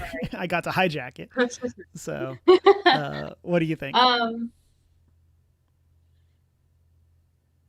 Rosebud and Thorn. I don't know that I really have all 3. I don't know that I necessarily have like a major thorn. The stuff I was talking about earlier as far as the system goes is Bud like it could use definitely. I mean, the system is still new, but it could definitely use expansion when it comes to especially the different, what are they? They're not called, I can't think of the domains. The different domains could use, because there's a lot of overlap. I do love the simplicity of it though. But Emma is right. It would probably take, I don't think every player would take to it immediately. I personally love the simplicity of just a couple of dice versus, a whole set. But that's me. Like, I know some people that would not be as down for that. So yeah. And you made this reference earlier, I believe off stream. Like you, Mike, I, and some other friends were playing Candela, the other game from Darrington Press, and we had a large swath of problems with that system. Holy It moly. was also a very narrative heavy system. And I'll say, like, from my perspective, the thing that I enjoyed is like this was much more narrative heavy than like Pathfinder, but it did not feel as like do whatever you want as Candela Oh my God, felt. Candela is so do whatever that you want to do. And that sounds good on like in theory, but in practice and like when you put it down to paper, even the GM, because I was the one running that. So like even I had no idea what to do 80% of the time. It was just like, however you guys feel like doing, I can make you roll or I can not make you roll and we can just keep talking. Yeah. So yeah.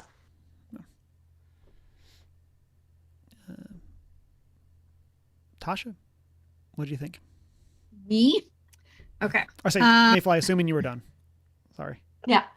Okay, that was the vibe I got, and then I was like, I really didn't want to cut you off before I did more. So, Tasha, You are done. done. I will. Okay, so I'll piggyback off of what Emma was saying earlier. So, it's kind of a rose / thorn. I love the narrative part of Daggerheart. I do like combat stuff.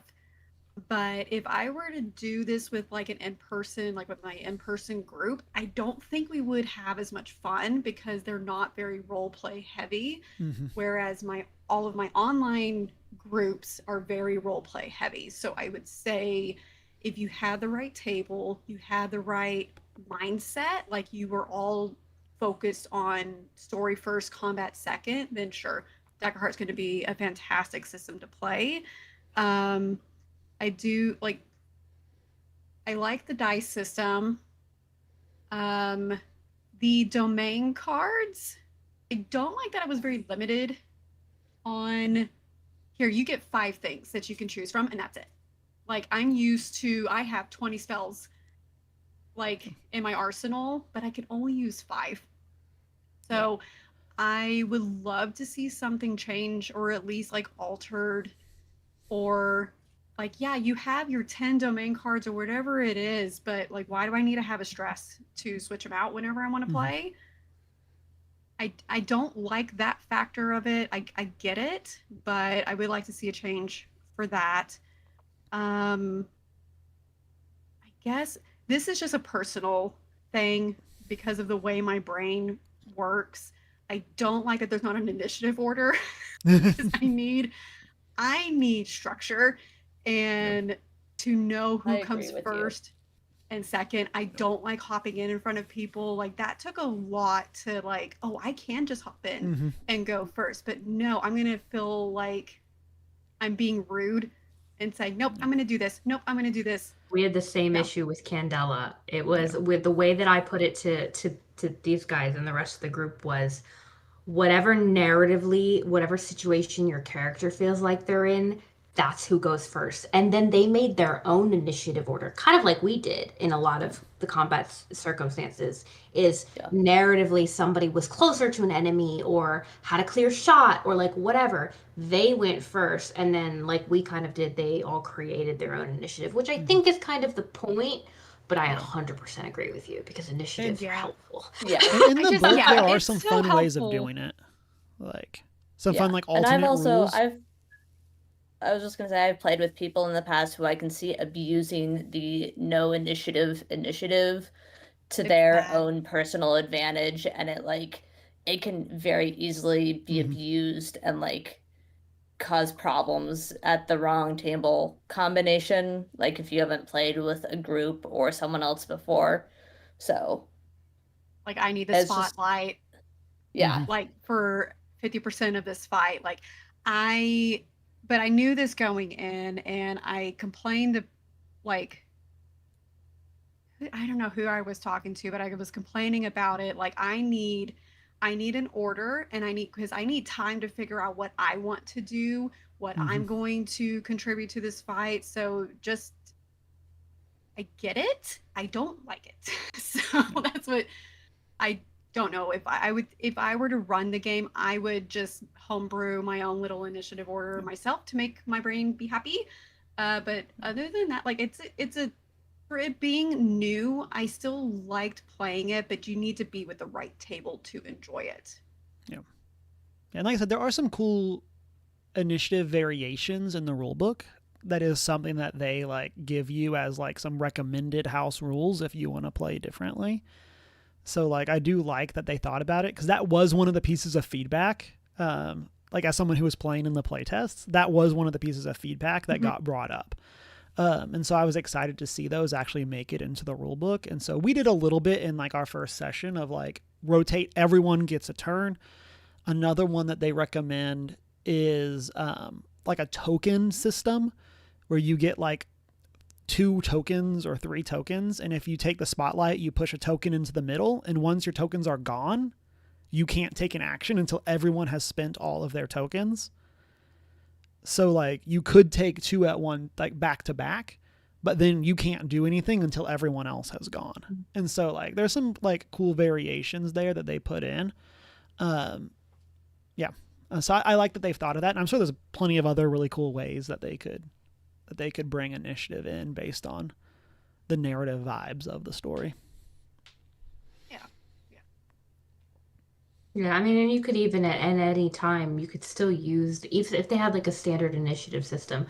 I feel like as a GM, it's kind of similarly to not 100% the same, but like I'm gonna burn a fear to go right now, like you would do a couple of times. I'm gonna use a legendary action, and I'm gonna do like it's very like the vibes are similar to me.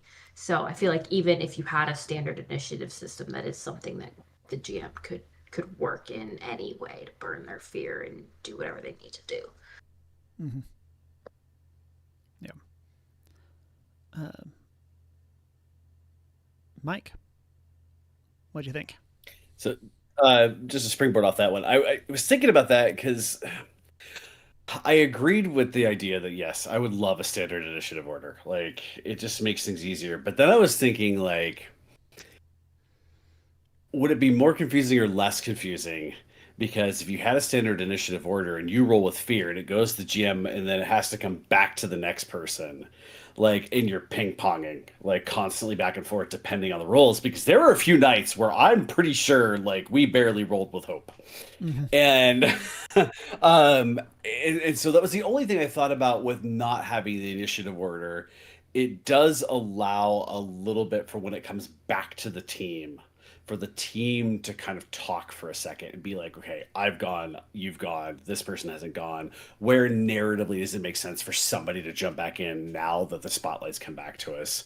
So I think there's ways to handle that, and it could be done well. Where I think Stasha's point, like that's when you would actually need a really good table that knows how to handle that ping ponging back and forth. So that was like my only negative against having an initiative order, but I 100% agree with all of you, and not to beat that dead horse any deader, but would love one. My only other like I would say maybe negative to Daggerheart is this is not a very, at least from my point of view, it is not a very first time friendly TTRPG.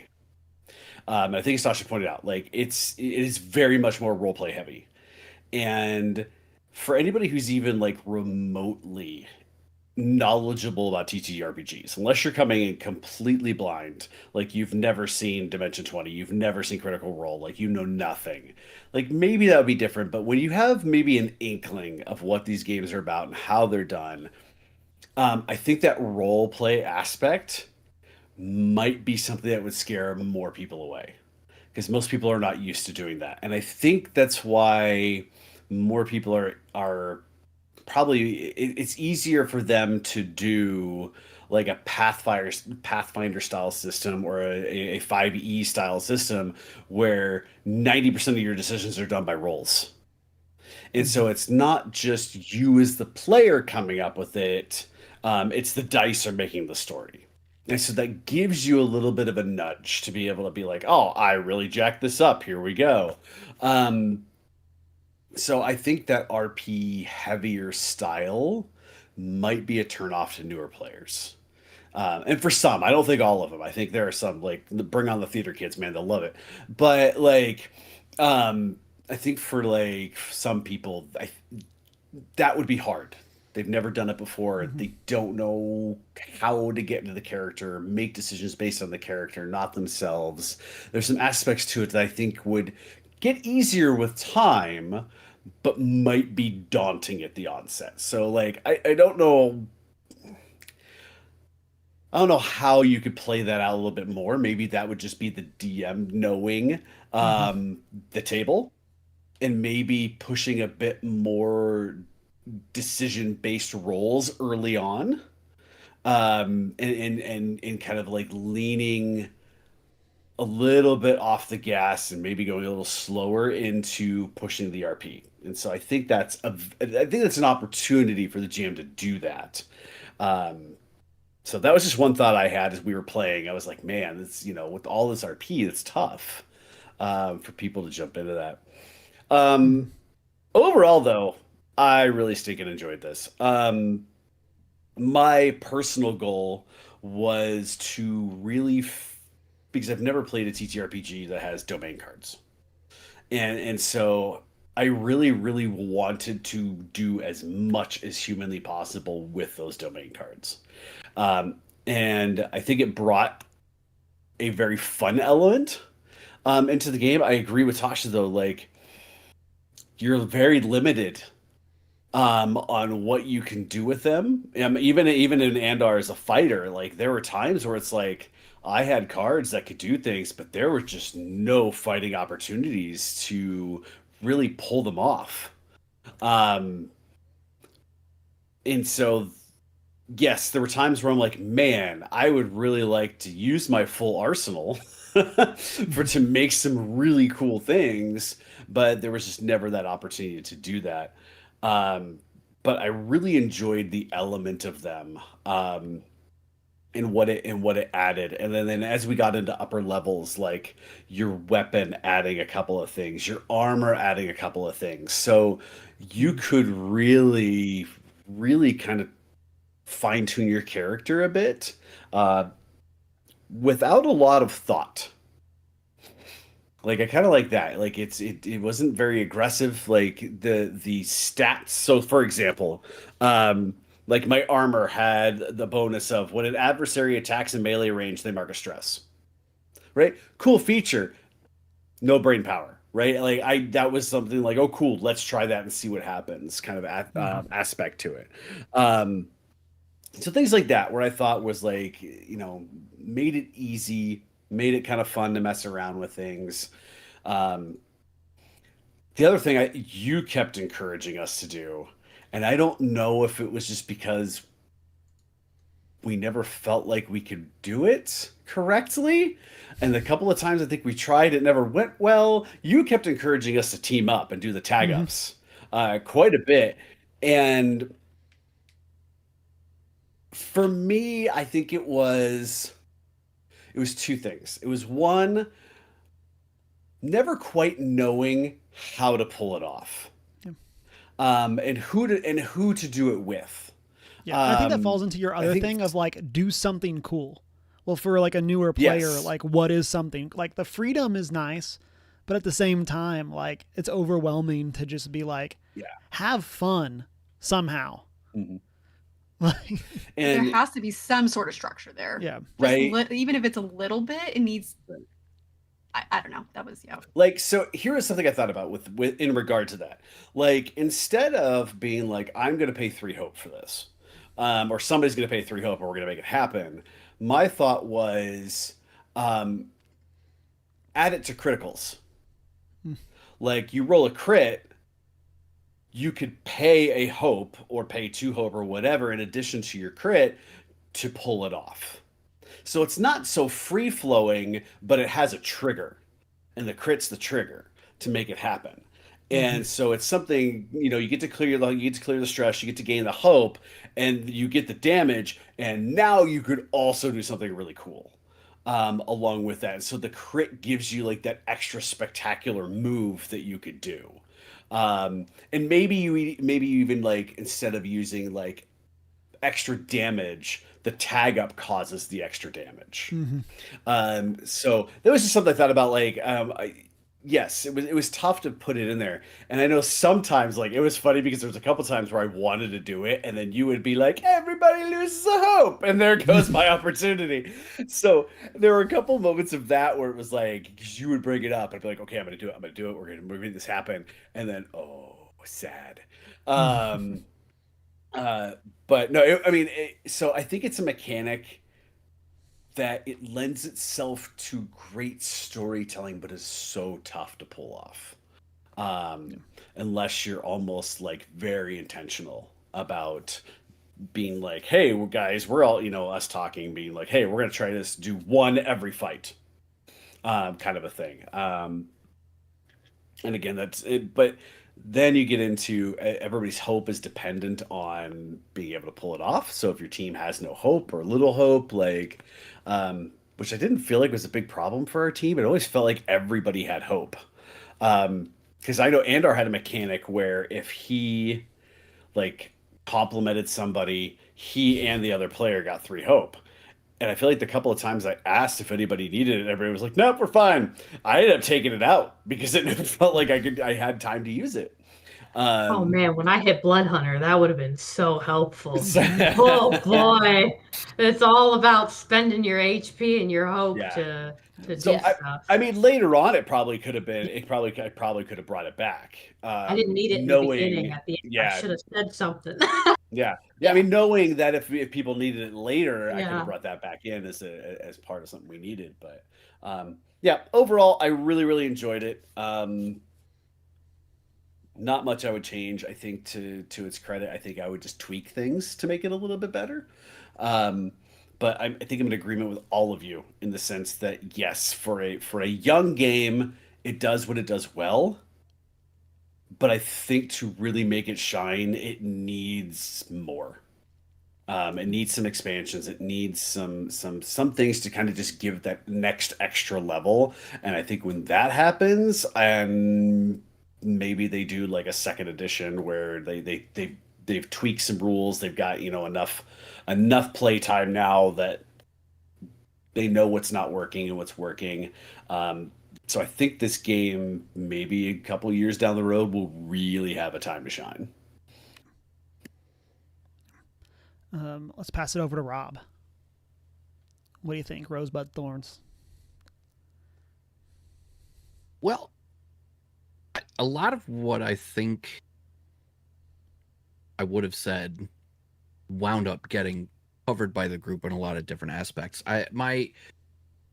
I think for me, the number one rose was, as somebody who's stepping back into the space, the simplicity of the game was a huge plus for me specifically.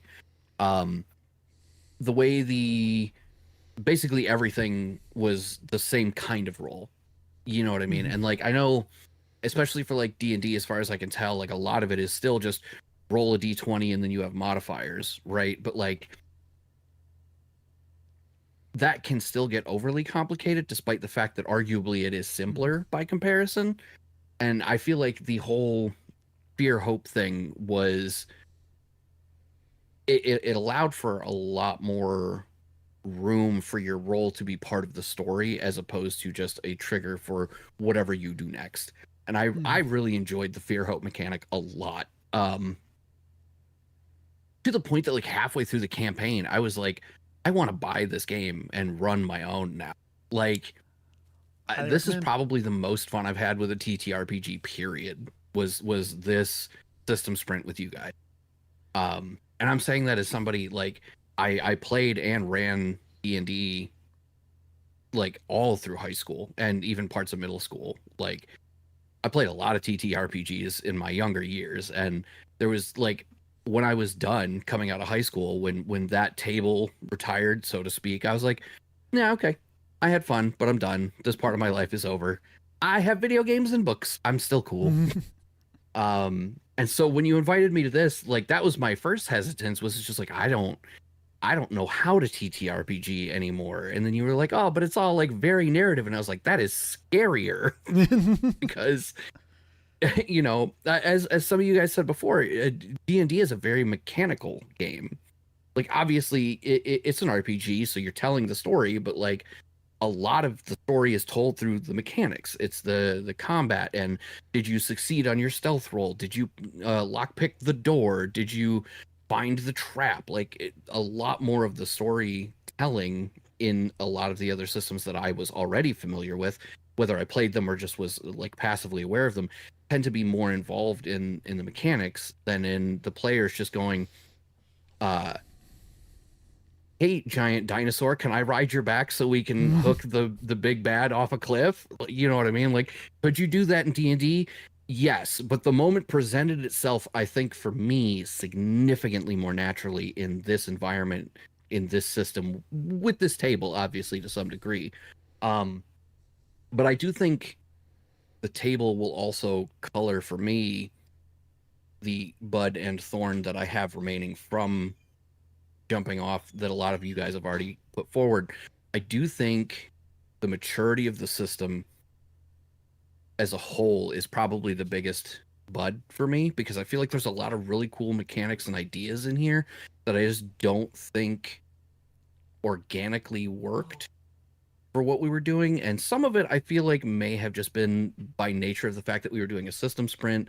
Some of it may also have just been by virtue of me not really like being in a place to experience TTRPGs as a general statement in the same way that I would have if I had like been back in the habit for a while longer. But I think as I'm looking at my character sheet, like my number one thing, you guys already mentioned the domain cards, and I agree with pretty much everything that was mentioned on the domain cards.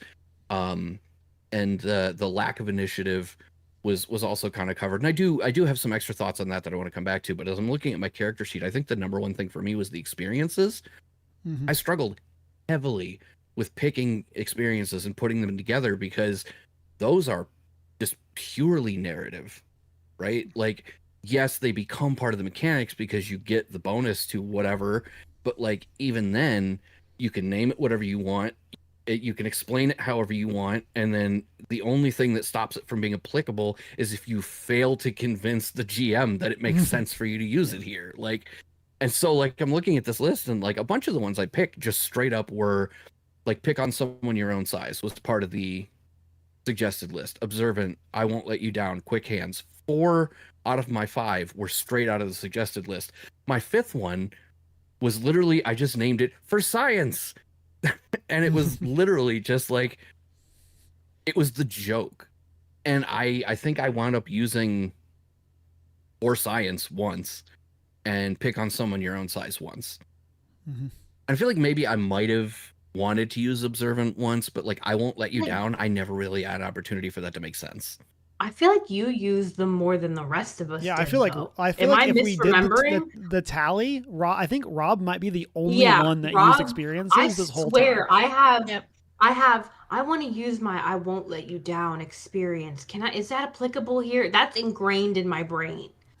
I swear. Yeah, well, and it was swear you used because it I was most. like, I was making myself bring it up because I'm looking at it and I'm like, it didn't occur to me that none of the rest of you were using them at all. But I was looking at them and I'm like, this is like a non-insignificant portion of space. It's a notable chunk of real estate on the character sheet. And I'm like, I don't feel like I'm using my character to my fullest ability if I'm ignoring this. I don't want to say huge because like that's relatively misleading. It's not like it's a third of the page system. Or whatever. Like, well, also yes, but it is a very visible part of your character sheet too. And so like I'm just staring at it. Like every time we were doing anything, I'm staring at it like, does that make sense? Could I use this here? And like, yeah, I did a couple of times, you know, and it was literally just because I kept forcing myself to try to think of situations where it would go. And I have to feel to some degree like that's the intent. You know what I mean? Like this system is trying to be different from other systems, obviously. Like that's the selling point if you're going to put a new thing out. And so I feel like some of the stuff became more about that.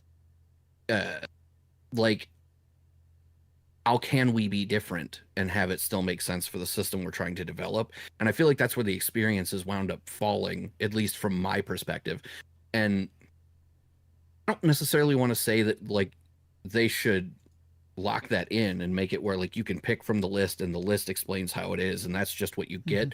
Because I feel like that sort of undermines the whole aspect of making everything about how you as the character would do things.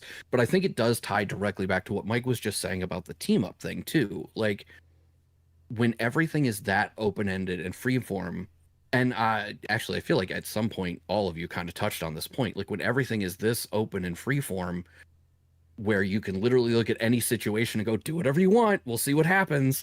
Like with the no initiative, whoever wants to go first, you know, with the do you roll or don't you roll, like whatever makes sense, do you use the experience or do you not use the experience, you know what I mean? Like I think all of it sort of links together to those kinds of concepts where I think there's a lot of potential for the system to set itself apart by leaning so heavily towards the players tell the story, not the dice aspect of the way that comes across to me.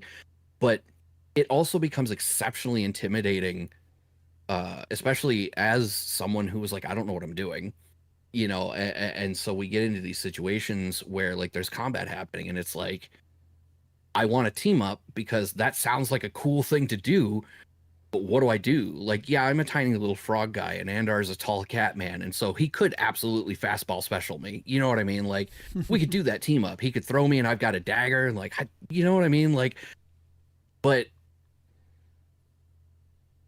then it becomes the thorn for me is what this will lead into is also the fear hope system, because I really loved the way it worked as like the primary mechanic to push everything you do forward. But at the same time, it, what Mike had said at one point about where the initiative system could get confusing and watered down based on the, oh, we rolled with fear, now it's the GM's turn instead. That also makes it, I think, really hard as somebody who's more used to the mechanical side to look at a situation and go, okay, well, now that we've got the spotlight back, what do I want to do? And I struggled a little bit with what you, Cam, had said earlier about the, at least I think it was you, making the distinction between what makes sense to do for the character versus the player. And like me as a player, I want to help the team survive a combat. So I want to get in there and use my special, I forget what the ability was called, but like the Dagger Storm, I think is what it was called. Oh, Rain of Blades, that's what it was. Yeah, the Rain of Blades. I'm like, this seems like a perfectly logical thing to do. I'm going to hit all of the enemies. I'm going to help the whole team. Like, it's a great thing for me to get out there and do. Then at the same time, like, does it make sense because I, as the player, want to have the most impact on the combat, or does it make sense because that's what Beeman would want to do in any given situation?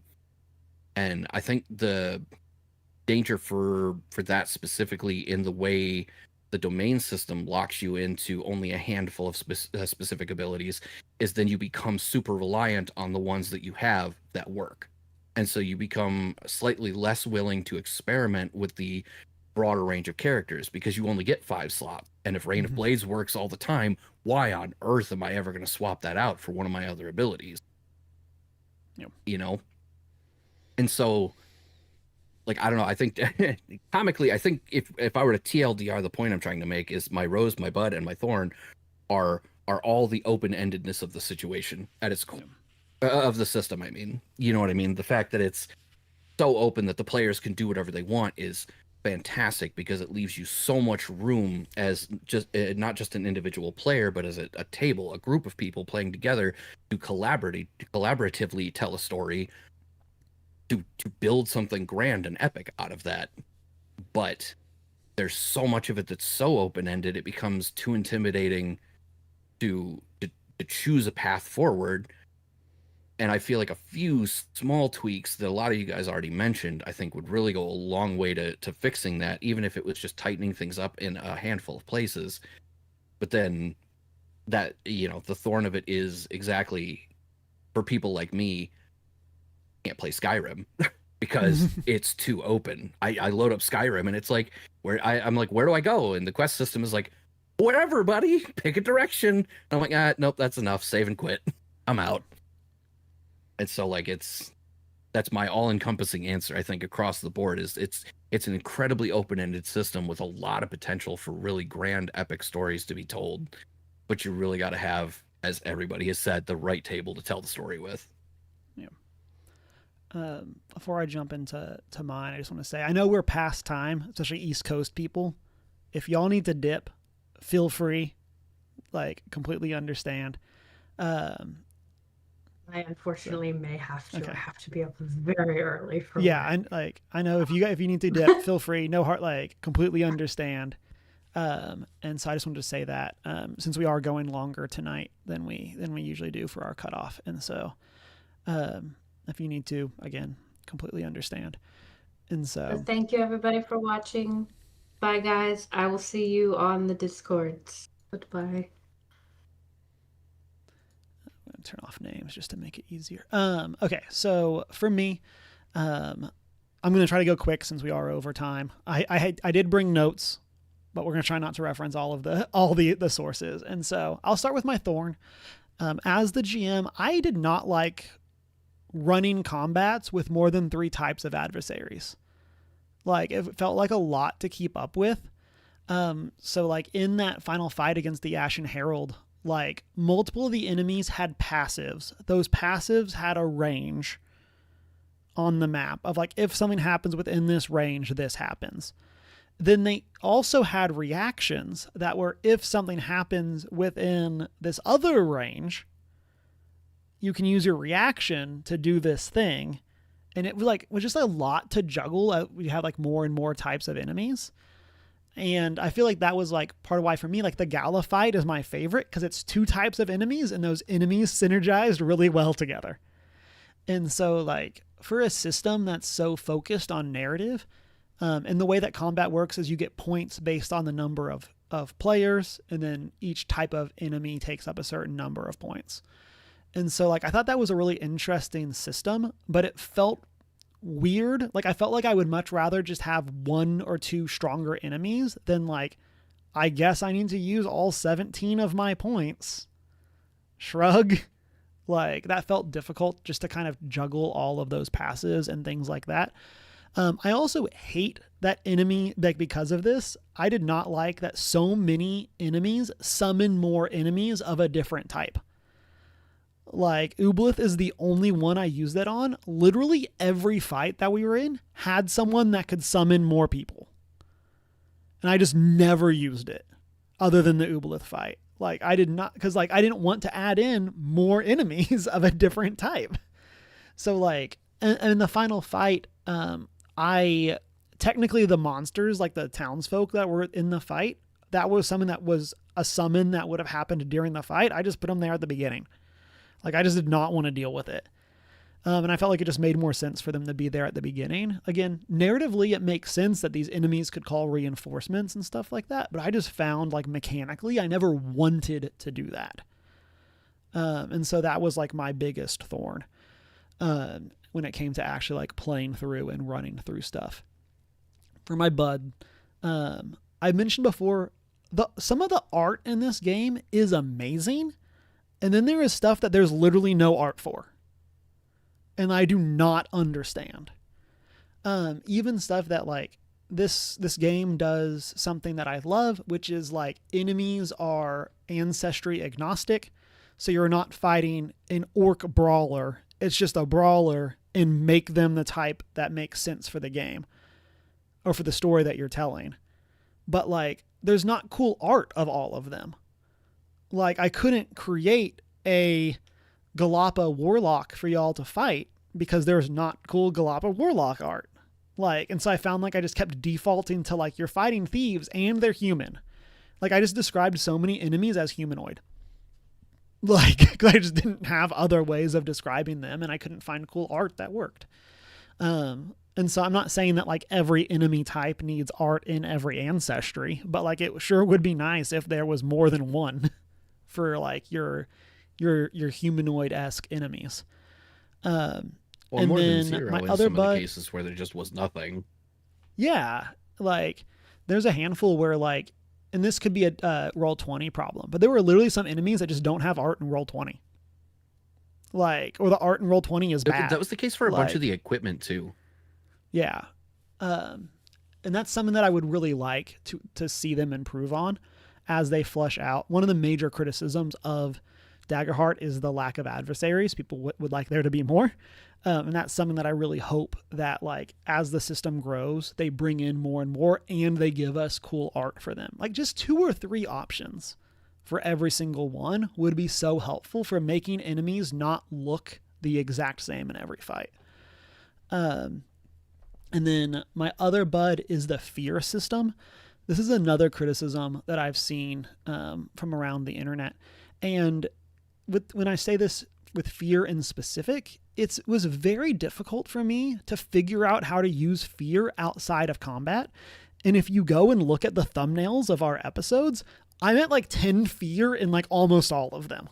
Because like I would just get to 10 fear, and like I legitimately was looking, and I think 4 out of the last 6, like I start at 10 fear at the beginning, like in the thumbnail of the session.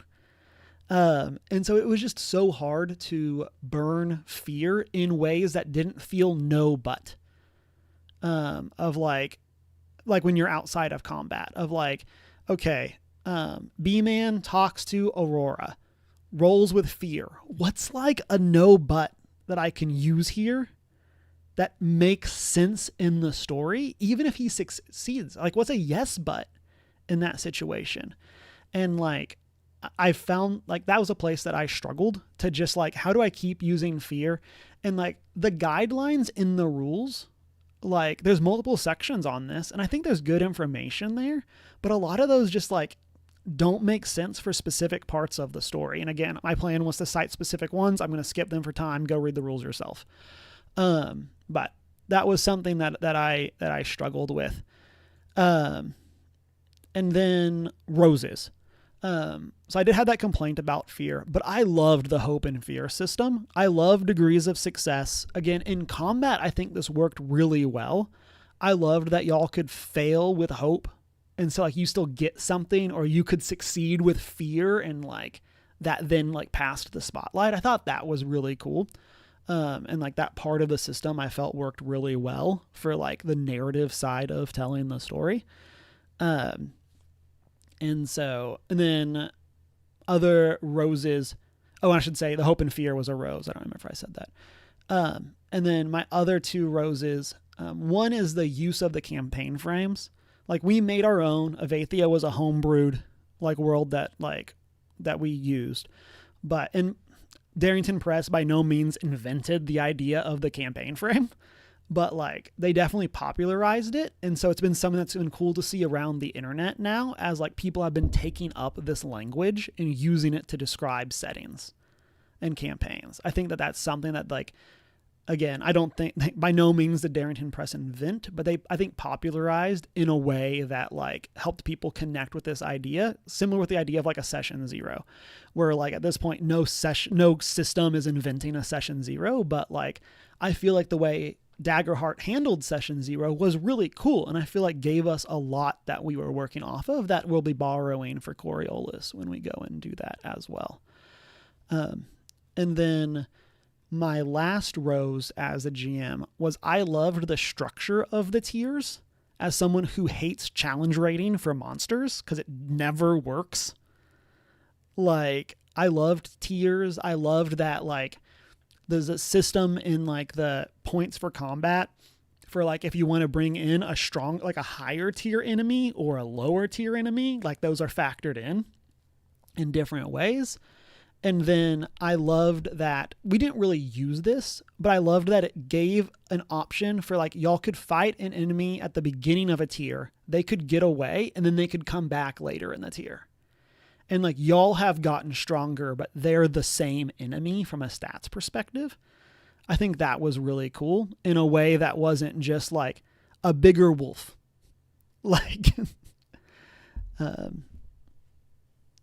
and so I enjoyed that. And I feel like there's some cool, like, sandboxy versions of the game that really take that into account. And so, but that has been our epilogue recap review of Until Winter's End and Daggerheart by Darrington Press. Let's keep it short because we are very much over time, but any final thoughts before we wrap?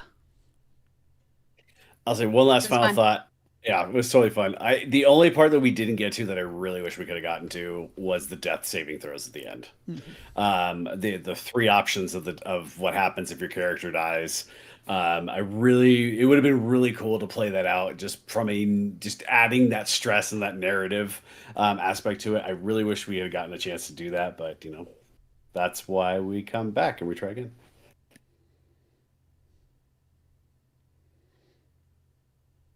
That's my parting thought. Is I'm excited to come back and try it again. I had a lot of fun. I'm glad you guys invited me and brought me along, and I look forward to doing it again. This is a fun table. I liked playing with you guys.